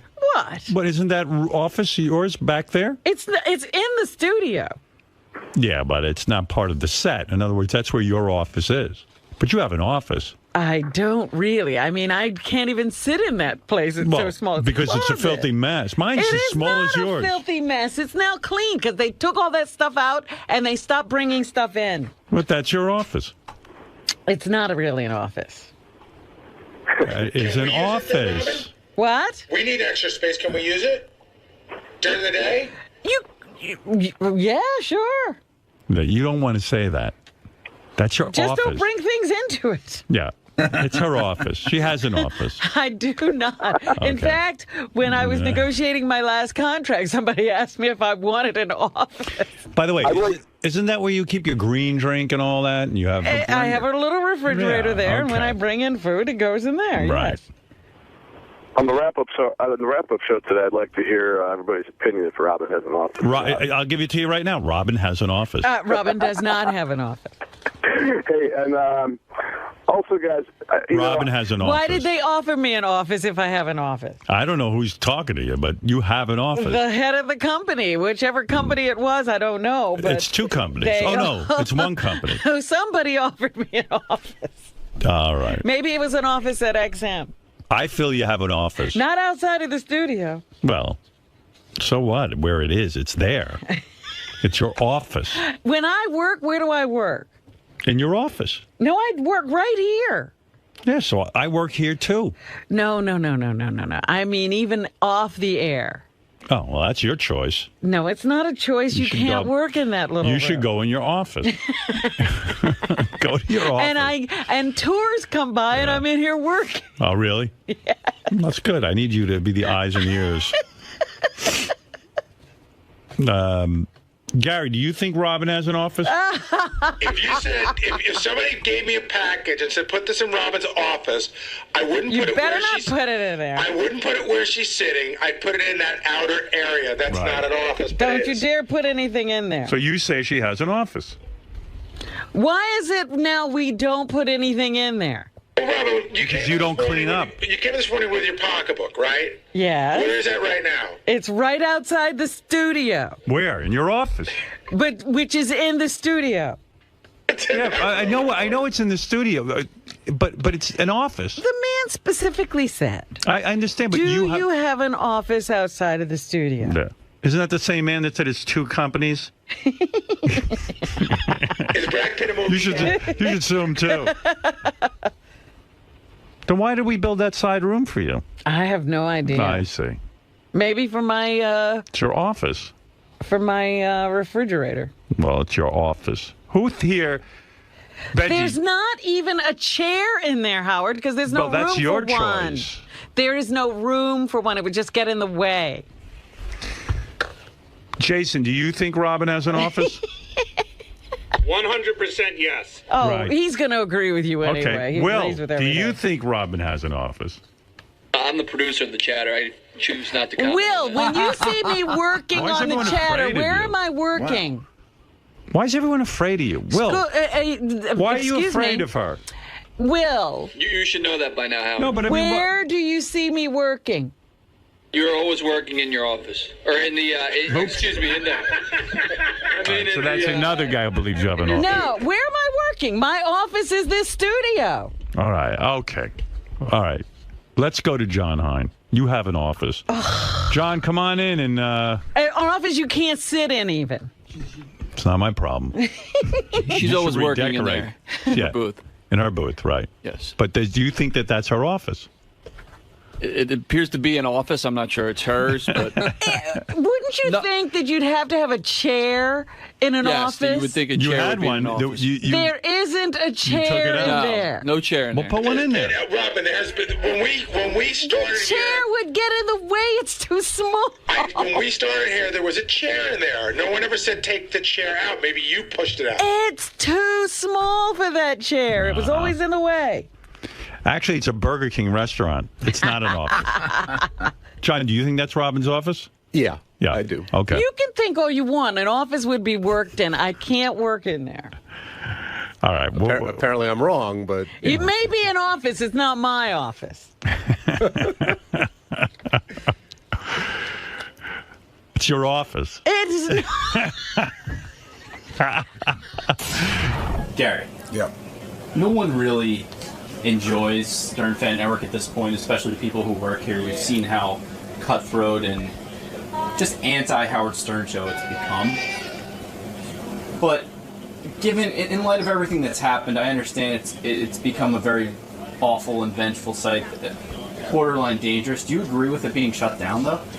I have to say that I'm very unaffected by it. I stopped looking at it a really long time ago because it was sort of brutal. And no one's ever come to me and gone, oh, have you seen what they're talking about on Stern Fan Network? I know that they're probably saying stuff about me, but I just haven't followed it, so I'm sort of out of that world. As far as the danger, we've heard rumors that, from Debbie the Pet Lady, that people are trying to contact her. The same thing happened with Eric the Midget, who's very happy about SFN being shut down. But from a freedom of expression, freedom of speech point of view, is it right to shut down a website just because it's anti-Howard Stern? No, and nobody's saying that you have to shut it down. Howard just said my life would be better if it didn't exist. He didn't say shut this down or else. And there's a big difference between freedom of speech and freedom of expression. If you want to say Eric the Midget's an asshole, Eric the Midget's an ungrateful fuck, that's fine. If you want to say here's Eric the Midget's phone number, call him all day and night and bother him, that's not really freedom of expression. So they've crossed that line into privacy infringement. That's right. That's absolutely correct. Howard, are you and Fred okay? Are you guys on okay What is ground? this? Are you interviewing me? Sorry, I just... What the fuck is going on here? I don't get interviewed by you. I'm sorry. Fred and I are always good, man. There you go. That's it? He's just understood. What else you want to know? The caller brought up... Fred and I have a very nice relationship. We don't annoy the shit out of each other. We're not women.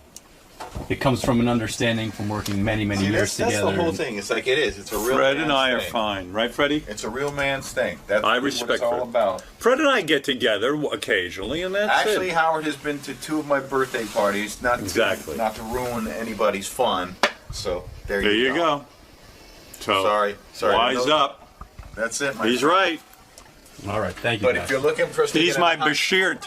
if you're looking for getting a hot tub, He's it ain't happening. He's my Bashirt. I'm fighting with everybody out there. That's not an office. Well, Gary goes to me, well, if that's not an office, we're dying for more space. Can we put out people? I said, that's when it'll be Robin's office. It's a hall. You don't want people put in there. people in my hall. You don't want That's people. what Yeah, it right. is. You're going to cross over. Because Jason goes, oh, I'd love to use that as a quiet room for myself. I go, Please. Can I go in there No. and put my wigs in there? No, but there really is no way to work in there. It's just impossible. I always go in there and work because if I you say can't that work isn't your office, you're fucked. Because everyone's going to use it now. Just say it's your office. It's not It's my anti-room. Anti-room. Anti-room. It's a tea parlor. Ow. Hey, Brian, what are you doing, man? Hey, buddy, We're trying to fucking Come on in. Come on in. Come on in, man. It's all right. Get out. Get in, get out. No, Fred and I are fine, and I have been to Fred's parties, birthday party. Well, Robin threw, of course, but... She threw 1, I threw 2. You threw 2. What? You threw 2? 2. You I weren't only invited. went to one. You weren't invited. See, there you go. He didn't invite me. You have the problem with Fred. Yes, exactly right. She was probably out of the country at the Have time. I been to 2 of your birthday parties? Yeah. Absolutely. Really? Yeah. I didn't know that. I only knew of the one. You sure I was there? I know you were. I know I wasn't at his wedding. I know you Yeah, were. none of us Nobody did was make at the that. wedding. He was at mine, though. There you go. I think I'm married. And Mark Consuelo's married me. I'm not sure I'm married. I don't think you're married. You better check. I might not be. All right. Yes, Fred and I are fun. Thank you. Robin, let's get a look at this quote-unquote Look, office here. I got a printer here, and that would probably be where a chair might go Right. if there wasn't need for all this other stuff. So there is no place to work in here. This is not an office. I finally decided what we're calling this is my ante-room. Right. So that's what it is. It's a transition area between me. It's someplace for me to put my purse, but it's certainly not a workspace. And it's similar to the setup you had at K-Rock. No one was knocking you for having a sort of an ancillary room to your main studio. Did I have one at You K-Rock? had there was a little in-between room, I thought. That's right, there was. Because I used to sit there and put my makeup on. I can't even do that here. It's so small. What I think that I lost space coming you here. did. I mean, this is really. And then with the door swinging open, like if you look Right, at yeah. it's not an and easy setup. If you're sitting in a chair, you could get clunked in the head by Exactly. the door. It's a safety concern. And you can't see somebody coming in. It's a mess here. What This is not an office. What this all comes down to is there's some jealous people out there that wish they had more of their own private space. Sure. And now they're gunning for you because they don't see you here 24 hours a day sitting in this room. Right. But they the- can't have my ante-room. Exactly. But it's not an office. You've earned the right to have an ante-room. That's right. That's what came with this job, an ante-room. Let those other schlubs fight for space Yeah, out there. find your own space. Because this is yours, damn it. That's right. All right, I'll leave you in your ante-room.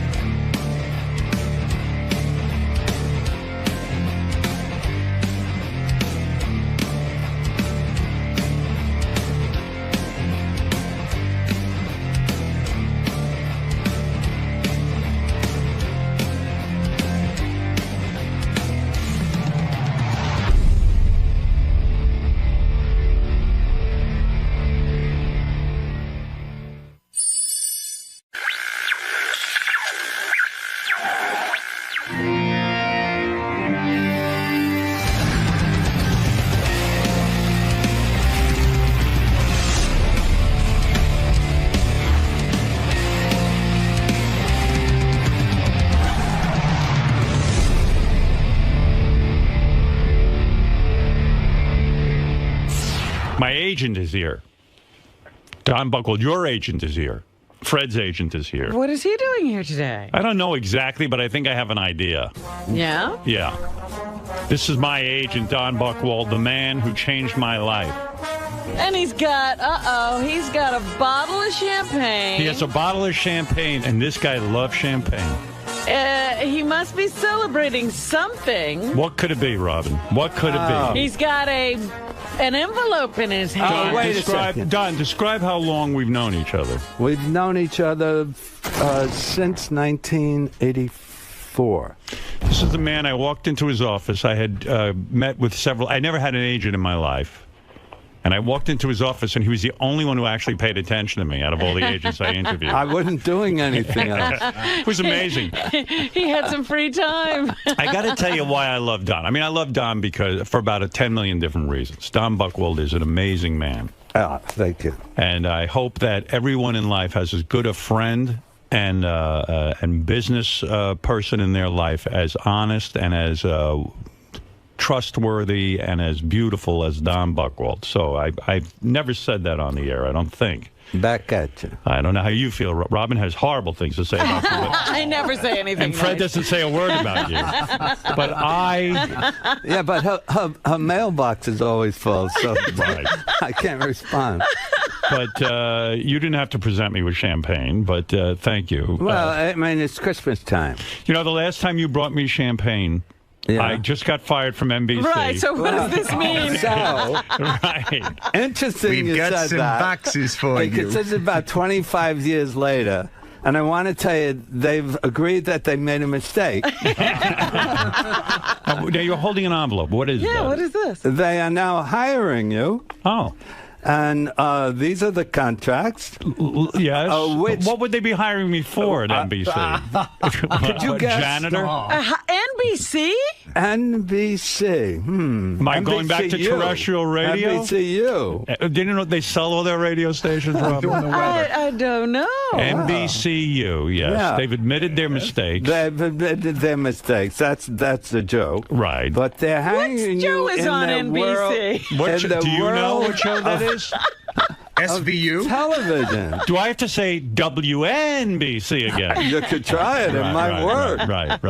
Don, what is your announcement? this? What is this, really? So, you don't really know what's going on because we didn't put the fine points on it. Right. However, I've been up all night. We've been finishing our negotiations, which has been going on for the last millennium. Yes. And these are the signage papers of the agreement which has been agreed to between Howard Stern, Howard Stern's company, Ms. Agent for Howard Stern. And Howard who's Stern he agreeing Productions. with? Yep, make the announcement. What, yes? She's playing football. I'm going to let you announce it. Okay. And NBCU. Well, Robin. NBCU, is that a university? Yeah, NBCU. All right, I will make the announcement. Go ahead. Thank you, Ta-da. Don. Oh, well, why don't you execute let me sign. Who are we executing? You need to sign first before you say anything. Execute Benji.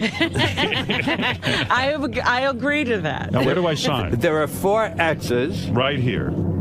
I will sign here. Make your mark. Twice on that page. Wonder what I'm agreeing to. Yeah. Don't worry. I'm sure I'm agreeing to some sort of misery. I think that you're just signing yourself into slavery. You already told me I was honest and trustworthy. Not to Just don't look at a thing. Am I the new host of The Tonight Show? Is that what you're here to promise? All right. I'll sign here. That's 3. That's 3. And one more. This is very historic, Robin, as I sign. Yeah, going back to NBC would be historic under any circumstances. I'm not working with IMAS for any reason. Because I'll tell myself. Now, what did you just sign? Okay, Robin. these are signed. I'd say 2 things. Lee Strauss. Counter signature and email to my office. Send the hard copies. And Rebecca, do your magic. And that. What does that mean? Everything is done now. Rebecca's involved with the NBC publicity team and scheme. Oh, so they can send Lee out an Strauss announcement? Is the authorized signature to countersign the agreement. All right, I have no idea what you just said. So let I me guess just say, now that you've signed, he can sign and He everything's can done. sign. So now. I believe It's Robin. official. So what did you just do? I just joined the cast of Glee. That's not NBC. Come Robin, on. I've just agreed to be on The Biggest Loser. Stop it. They've noticed my weight went up. And they agree that I need to lose weight. No, I am very happy to announce the beginning of a new and exciting. Can you believe NBC and you? WNBC. You know, Robin, many years ago. I don't care what it is. If you sign something with NBC, that's amazing. It just shows you that maybe the Jews and the Palestinians can get along. Anything can be solved. You know, when you think about my career, I've been at war with almost everyone and every network. For a while, CBS, NBC. Yeah. I'm waiting to go to war with ABC. They haven't come around yet. Let me say something very serious right now, Robin, if I may. Yes. Yes. As I said, many years ago, I don't know exactly how many years ago, I did work for NBC. I don't know if you remember. Oh, my God, do I remember. And Don, the day I got fired from NBC and you got fired, and Fred did not get fired that day. No, he didn't. He got fired several days later. He was the only one they kept. Yes, and I believe the traffic cop girl even got fired that day. But Don walked in with a bottle of champagne that day. Yes. And he looked at me in the eye and he said, I said, Don, why are you bringing champagne? He said, because this is the best day of your life. Wow. And I'm toasting it. Your career will flourish now. You're stuck at a shithole, is what he said about NBC. Now he's negotiating with them. Now he's putting you back in the shithole. And he turned to me with all sincerity and he said, I'll never negotiate with these guys again. But anyway. But no, we had. Hey, times change. We're talking to the Vietnamese, right? That's right. At the time, I'm not. At the time, we did drink champagne. Yes, we did. I didn't fully understand it, but Don was 100% right, and Don has always been right in my career. I can't point to a time where he was wrong. He told me over the years I needed to be on the radio in L.A. He told me whatever he told me I needed to syndicate. Whatever he told me, he was right on 100% the time. Yes. And what has he told you now? Except for this time. He's completely wrong. No. This is what happened. Several months ago, Don received a call from the people at America's Got Talent. Yes. You know, I guess that Piers Morgan was leaving. They knew Piers was leaving. They knew Piers was leaving, and would I be interested in going on America's Got Talent as a judge? And Don normally doesn't call me. Believe it or not, I get a lot of offers over the years. And some of the offers I've said to Don, don't even tell me about because they're ridiculous. They're just dumb. So when Don called me, he said, I don't even know why I'm telling you this. I know you watched the show. He goes, I don't watch this show. I don't know about this show, but they've offered you this judge thing. I said, I'm interested. He said, really? I said, I'm interested. I said, I would like to be a judge. Yeah. He says, all right, you know what? I'm going to tell them that. So he went and told a gentleman, Paul 𝗻𝗠. Who else was in that Paul meeting? 𝗻𝗠, Meredith who was the executive producer, and Bob Greenblatt, who's the chairman of NBC. Right, and Bob Greenblatt. And everyone at NBC was very high on this idea. So wow, graciously, things do change. They do. Well, you know, all the shitheads. I mean, the top of NBC thought you were horrible. Robin, let's make it clear. All the shitheads who thought I was horrible at NBC are gone. Because they were incompetent, which we knew at the time. And so this began a new era. Uh-huh. And it's not even NBC anymore. It's NBCU. One company, yeah, by the way. What is you? It's one company, not two. I didn't know about you. Right, yeah. But that's another story. They admit to being one company. Is that right? They You do. sure? Yeah. Anyway, by the way, you and I have always been thrilled with the people at NBCU because we know Comcast and we know we're at Howard TV and they've given me tremendous opportunities. So I was very, very excited about perhaps talking with these people because I know they're honest, good people. Mm-hmm. And so they flew in on a private plane just to meet with me. They did. Now, immediately, I was pumped up with myself. Of course. I wanted to run to you and say, you're not going to believe it. These guys are flying in from NBC California. is That's coming. right. So anyway, That day, the five of us met right here, and we were sitting and talking. Right here, where? You mean in New York? In New York, Okay. right in the studio. They came. They came here? Well, I had a nap first. Oh, so I mean, I was working back in my office first, and so I came out of my work area, my office, and I came in here, and we had a long discussion, and I began. You know, normally in a meeting you let them talk, but I don't do that. You didn't do that. I began my treatise on America's Got Talent. I began to talk about America's Got Talent and what I feel was right and what I feel was wrong and where the show should go in the future. And I gave a 1-hour discourse on America's Got Talent. They got. They got a lecture. They were like, hey, asshole, we're here to tell you. It's our show. It's our show, and you're lecturing us. Did I lecture for an hour? Lectured. I took notes. Oh, my goodness. I looked over at Don. He was asleep in his chair. He could have cared less. I'll wake up when the work is ready to be done. Don was like, I really... If he'll ever stop. Well, one of the things Don has taught me in business is to let people talk and to listen, and I've never been able to do that. Yeah, you haven't done it yet.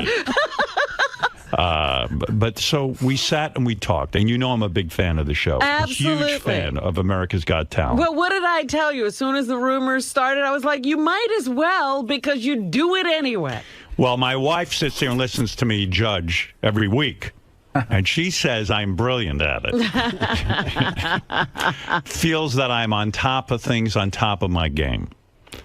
But actually, when I quieted down after an hour, the people at America's Got Talent said, we feel you're uniquely qualified to be a judge. We feel, you know, Piers has done a great job, as do I. I think Piers is fantastic. I will say that, and I've told him that.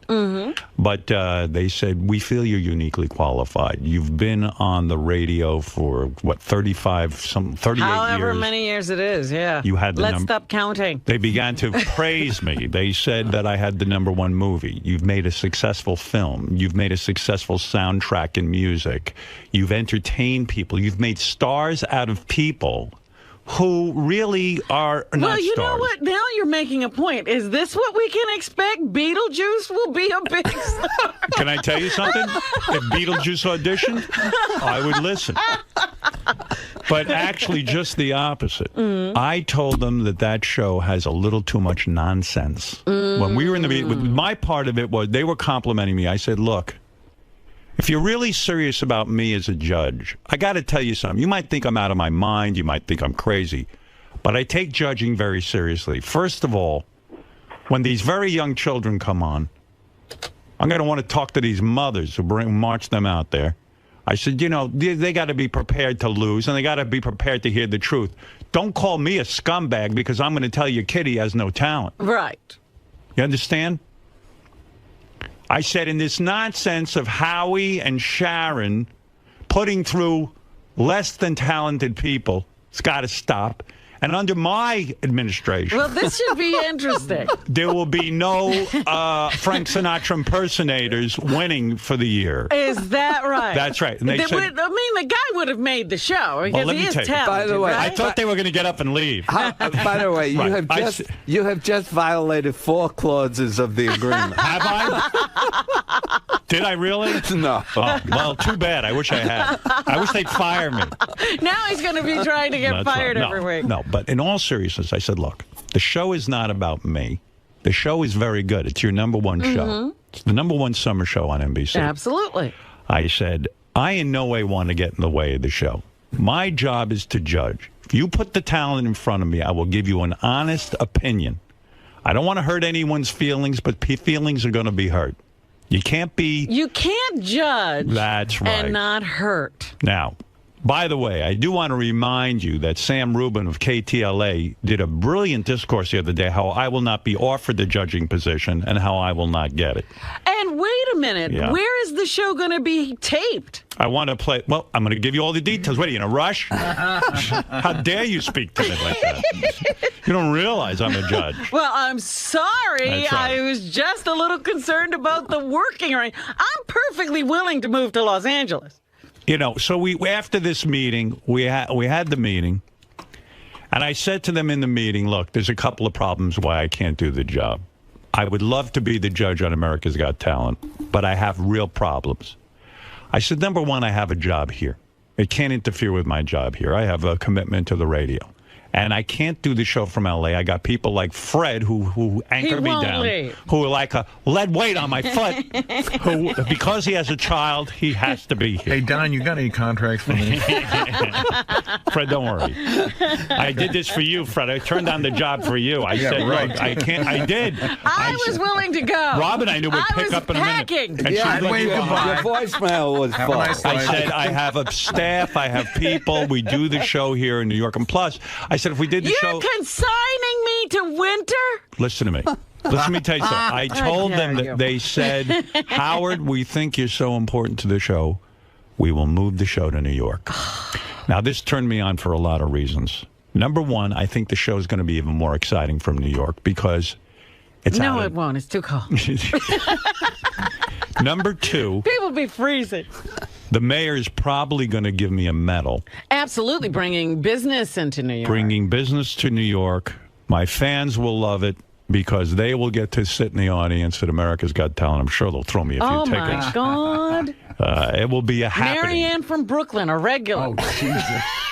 Marianne, are you going to be...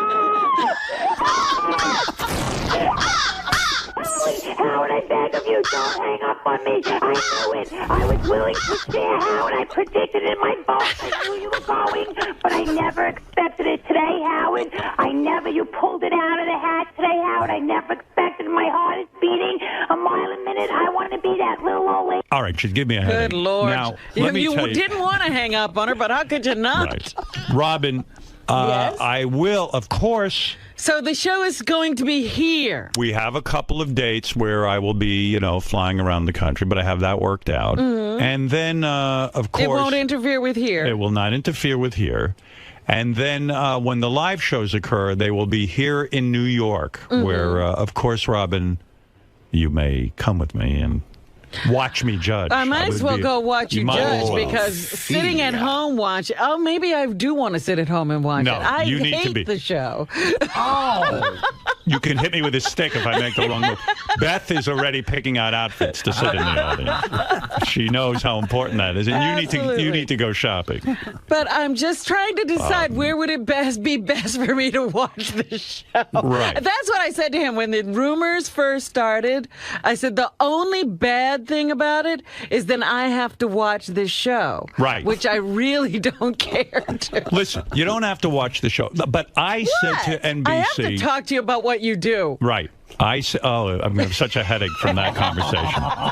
Listen, I told the people at NBC I had problems, so they solved that problem immediately. They're moving the show to New York. Well, that's even nice for Nick Cannon, I think, isn't it? I don't know. I don't worry about Nick Cannon. But I will... I don't know. He might be shooting something out in L.A. I have no idea. I told you I like Nick Cannon on the show. I feel the show has very good chemistry. I'll work with whoever's sitting there, but I will not accept nonsense. If people think I'm the crazy man, I am not. No. I am the voice of reason. There will be absolutely no goofy acts like puppet, those guys who were in the puppet costumes that Howie put through. And I told Howie this. I said, that's not going to happen when I'm there. I don't even know what he's talking about. You know what I'm talking about. Puppet costume. I said the kinetic king is not going through under my administration. There were people I did see that there was this old guy who really couldn't sing. Remember that guy? And he used to dance. He looked like a homeless man. Right. Listen. And they sent him to Vegas. Goofy acts are not going through. Don? There's nothing wrong with talent list older men. All right, Don, you're going through. But now what will they say? They won't say you're going... Because where did they shoot the show? They shot in L.A. Okay. No, we have Vegas Boot Camp Week, which is all worked out into my schedule. Vegas Boot Camp Week is still there. You have to come with me. You're going to Vegas. I'm going to be in Vegas for a week during boot camp. What did you get me into, Don? Boot camp. Because I didn't even know there was a Vegas Boot Camp. Get me out of this. Don, I'm sure there's a way. I don't look at them. I just book them. Right. Well, So there will be, when the initial things are going on, you will still be saying you're going to Vegas. Yeah. But in Vegas, you'll be saying you're going to New York. yeah, I will be judging people. And believe me, my opinion is the one that matters on that show. All the other judges will follow Well, suit. yeah, nobody listened to That's anybody right. but Piers for Right, real. exactly. And I will, believe me, that's what I'm going to be Piers on steroids. Trust me. So I am going to. Little did Piers thought he was becoming you. You've become Piers. That's right. I took over his job. Oh, my goodness. But there will be no more nonsense. I am So telling you. this is going to be a very serious show. It's going to be very serious. It's going to be a Howard Stern that's very different from the radio. It's going to be a no-nonsense judge. Mm-hmm. And I will rule fairly. Okay. We won't even recognize you. What did you say you were? Oh. I'm going to wear a wig. Are you going to have Eric the actor on your lap? Yeah. Well, first show, Eric the actor is on my lap. No, I'm not going to listen. It's You're not about. I'm going to be a goof judge. it up. After NBC pumped me up with No all... blackface, no. No, I won't be in nothing. blackface. I'm going to go there as a serious judge. Mm-hmm. And I'm going What to will do you my... wear as a serious A judge? suit. So you're going to wear a suit and a tie? That's right. No, not a tie. No tie. Lest anyone think I'll wear a tie, I won't. But I've already thought about it. Yeah. In order to up my credibility as a judge, I will What wear are you doing with your hair? I will have it neatly coiffed. I'm going to shave my head like Curly from the Three Stooges. I'm getting a crew cut to show I people don't how know that serious that I hair am. is so serious. I know. This hair is hard. They're like, you fucking freak. I'm not taking you seriously. Well, let me tell you something. It's going to be something else. I am prepared. I am ready to judge. Okay, so now how is the schedule in New York? Well, the show will be airing this year. We got the Olympics. When I say we, me, You the and your NBC company, family. yes. Me and the NBC family. Yes. One company, NBC. Right. No confusion. Right. They don't become two companies one day and then one company the You next. made sure of this. Did you ask? I asked, are you guys one company or two? I got to know from the beginning. They said, oh, no, we're one company. I never heard of a company being two I just want to make companies. sure you didn't Yeah. take it for granted. Even they didn't understand that two-company concept. They said, well, wait till I sue you. All right. Anyway, I'm very excited. Well, you didn't tell me. We were talking about Oh. the New York schedule. Oh, the New York schedule. The show will be airing on, you know what? I'm probably talking out of school, but it's 2 nights in a row, and it's all worked out. Don't worry. I got it all figured out. Okay. Oh, I'm exhausted already. Well, let me just also say I recently signed with CBS to do 2.5 Men. I'm Is replacing that Ashton right? Kutcher. That's right. And that's the new thing. You're now becoming that guy who takes over the roles? Right. You know, lest anyone think that everyone is excited about this. There are those that are not. This is just going to be announced right now, right? This is it. This is the announcement. But there are people reacting negatively. I'll be honest. Do you think Howard Stern will make for a good judge on America's Got Talent? Do me a favor. He should disappear. I think he's an embarrassment. He's offensive. In every sensibility, he offends. I can't find any redeeming features. How dare you? Just wait. So what? So what? Just So what? wait. By That's the way- right. You're going to be a huge fan. Another announcement, not as big, but still, I'm replacing Ryan Seacrest on American Idol as well. Oh. Yes. Anyway, by the way, Sirius... Don't those? No, I guess they don't run it. Sirius Radio just said congratulations to me. XM still can't decide. They haven't heard yet. They don't know how they feel. They haven't heard yet. News gets to them a little later. Right, because today they decided to be 2 companies. One day they might be 1 company again. We don't know. Wait a minute. XM is calling now. Yeah, right. XM's on the phone. Hello, XM, what? Oh, you're 1 company now? Oh, okay. Don, this is exciting. I'm really excited about it. Congratulations. Thank you. I am very happy for you because I know how much you love this show. That's right. And that I sort of felt that he wanted to be a part of the show. I used to wonder why he was so obsessed and was talking about it every episode. Right. And then I thought when that came up, I was like, well, that's perfect because he's been sitting at home chomping at the bit I am. to do this. Robin, dreams do come true. I know Fred is disappointed. Fred is Not jealous. Fred Not at said all. he didn't think this. He thought this was beneath you. No, Remember? You want to know something? I've had a change of heart, and I'll tell you why. Because it irritates the shit out of people like that were just interviewed. The fact that you're going to be on that show is going to be a new wrinkle in American entertainment society. I can't wait to see the fallout. Oh, this is going to be fun. I mean, I can't believe that this is our swan song. But more importantly, Then we won't be able to come back and play all of this stuff. more importantly, yeah, right. We have to wait 2 weeks now to play all of the fallout when we get back on the radio. Amazing. But more importantly, Robin, When does the show? When does all this start?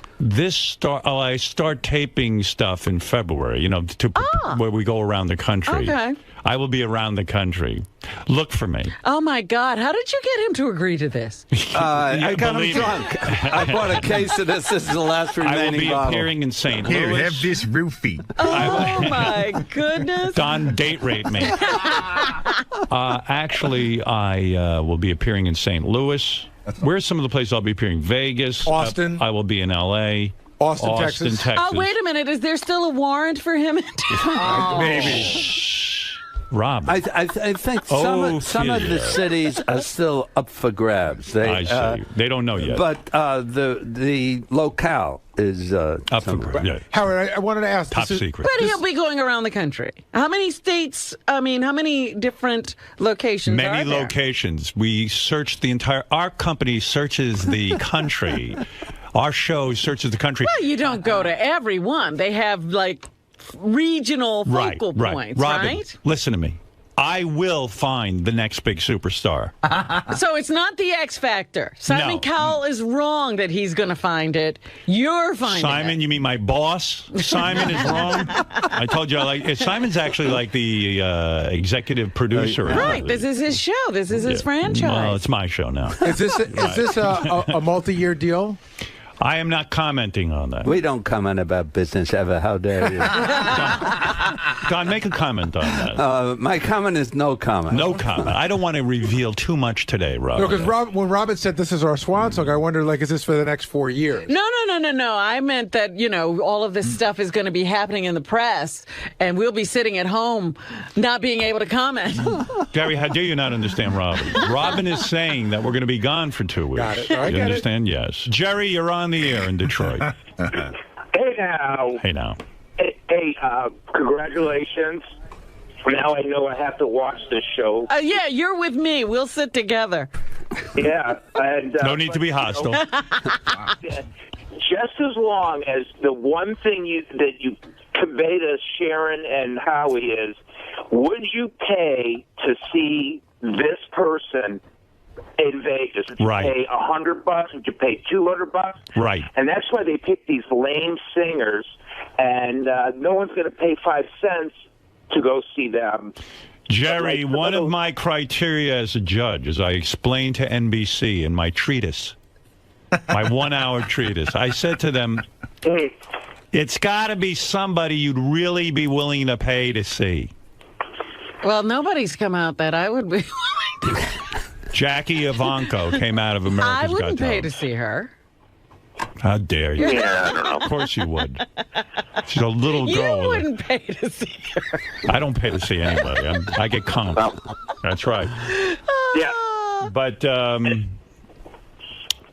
me just I'm also say, looking forward to the backlash. I think that's going to be the funniest. Yeah, that's what we're gonna. That's what I'm talking about. Yeah, I'm gonna. I just can't wait to hear everybody.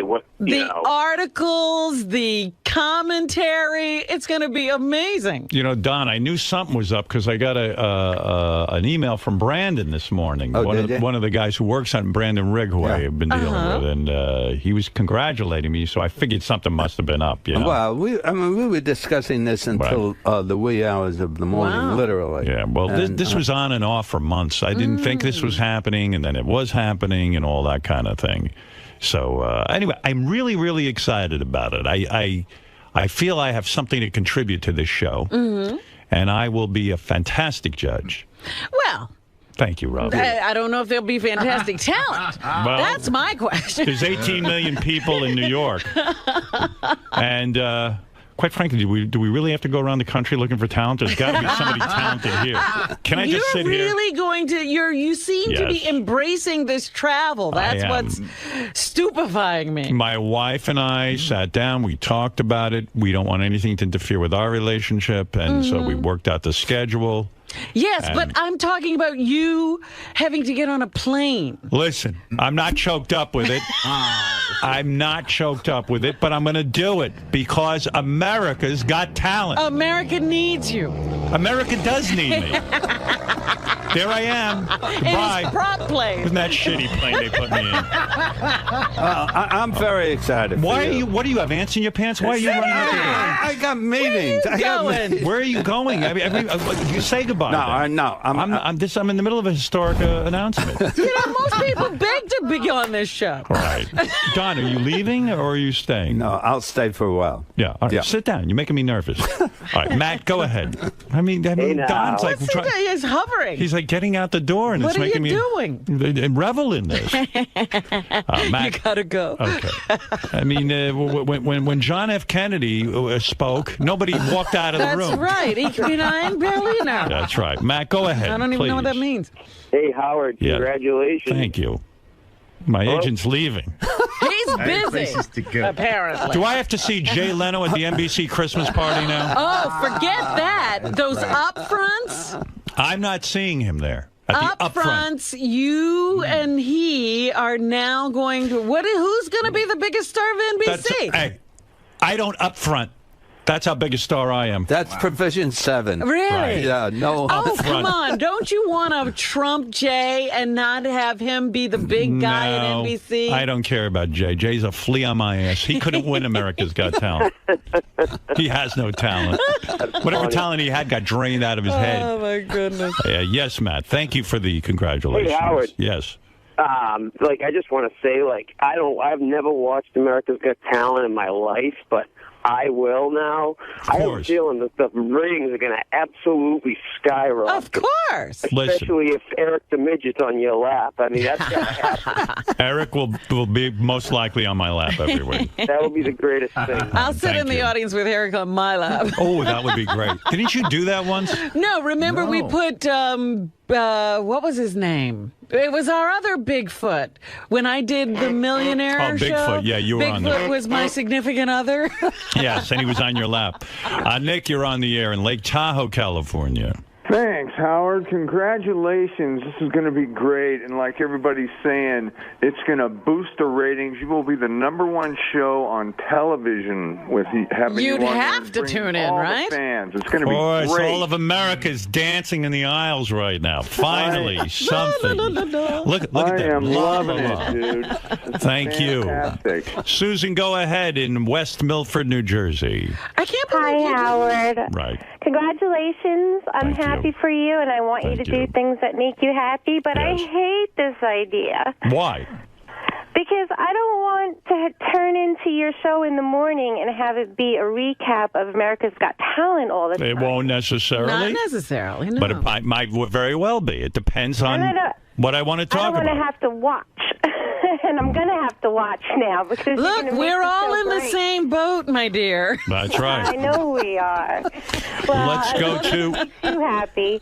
Let's go to Josh right now. Josh, you're on the air in Grand Rapids, Michigan. Hey now. I thought you'd be pleased to know that the two top trends on Twitter are America's Got Talent and Howard Stern. All right. Of course. All of America is a flutter. I can't believe you didn't want to announce this to one journalist at least. Just have somebody in here. You're a journalist. I'm announcing it to you. Please. You know what it is? This thing just happened last night. I know. You guess you didn't have time. Yeah. Or... I mean, I could have met with some journalists, but you know what? They may have something more important to cover. Although I can't imagine what that would be. What's more important than this? The war is ending, but who cares? That's right. Let's go to Mark. Mark, you're on the air in Boston. Hey now. Hey now. Hey, Rosie's got her own private jet flying her back and forth. Do you get that in your deal? I don't want to say, but of course I Rosie doesn't get a better deal. Yeah, that's right. And the other thing is I'm kind of worried about this announcement maybe jumping the shark on you a little bit because, I mean, you're so popular. You're trying to go, I don't know, be forced mainstream. Listen to me. Mark, I've thought all this through. Let me tell you something. Okay. I'm at the point in my life where I can do whatever I want. You understand? Right. I've done it all. I'm huge. You And I finally reached that point that, what was the program director's name who said you should just go on and never say anything? That was Steve Kingston, who I had locked up in a mental institute years ago. No, Mark, understand this. I don't sit and worry about what other people think anymore. I used to. I'll admit that. But this is something I want to do. This is something I need to do. But they're going to try and contain you. Contain me all you want. I will sit there and judge. That's my role. No, he just wants to judge. He's not being contained. I don't feel contained, restrained at all. I've met with people. I've told them how I will conduct myself on the show. They didn't even ask. I told them. He loves this judging thing. You don't understand. I want to judge. I hope to be a great judge. Will Ralph be dressing you? You know, I hadn't thought about that. Well, you said you had thought about how to dress. What if I dress in a clown costume? What about lighting and camera angles and all that shit? We got a lot to talk about. They're doing the Barbara Streisand light. That's right. Wait till you see. By the way, if these people from NBC are listening, lots of pinky gels. He only gets lit or shot from one side. Less from Inside Edition. Yes, less. Howard. Yes. Congratulations. Thank you. First of all, I have to tell you, as a longtime listener, and I remember back when you were talking about the ABC deal, I said to anyone who would listen, Howard is not going to take that job. So, color me shocked, and I just have to know, what's going to change about the show? What would you like to see changed about the show? Listen. What I want to see changed about America's Got Talent is more serious judging. I don't want Howie and Sharon fucking around with their goofy picks. Let's go in there and really get extraordinary talent. And they don't think that's part of the entertainment of the show, having the goofies? No, they were doing it to attack peers. Your point is always that it should be something that you'd want to pay to go and see. That's right. That's my criteria. Let me tell you something. If it's a guy jumping from a platform 100 feet in the air or something, it's got to be something that turns me on and I say, this is something I'd go pay to see. What are you going to do with those dance troops? They're in big trouble. Stay home. I mean, some of these dancers, they got to be kidding me. You're going to clash with Howie Mandel because he loves that. Howie's going to get in line with me there. Trust me. I've already spoken with Howie privately. Did you? And you said no more dance troops? That's right. No, there'll be dance troops, but they'd have to be extraordinary, like a Blue Man Group type. You would have to have something really special and original. Right. No more of these Midwestern cheerleader types. Right, Don? No right, tumblers absolutely. and Tumblr.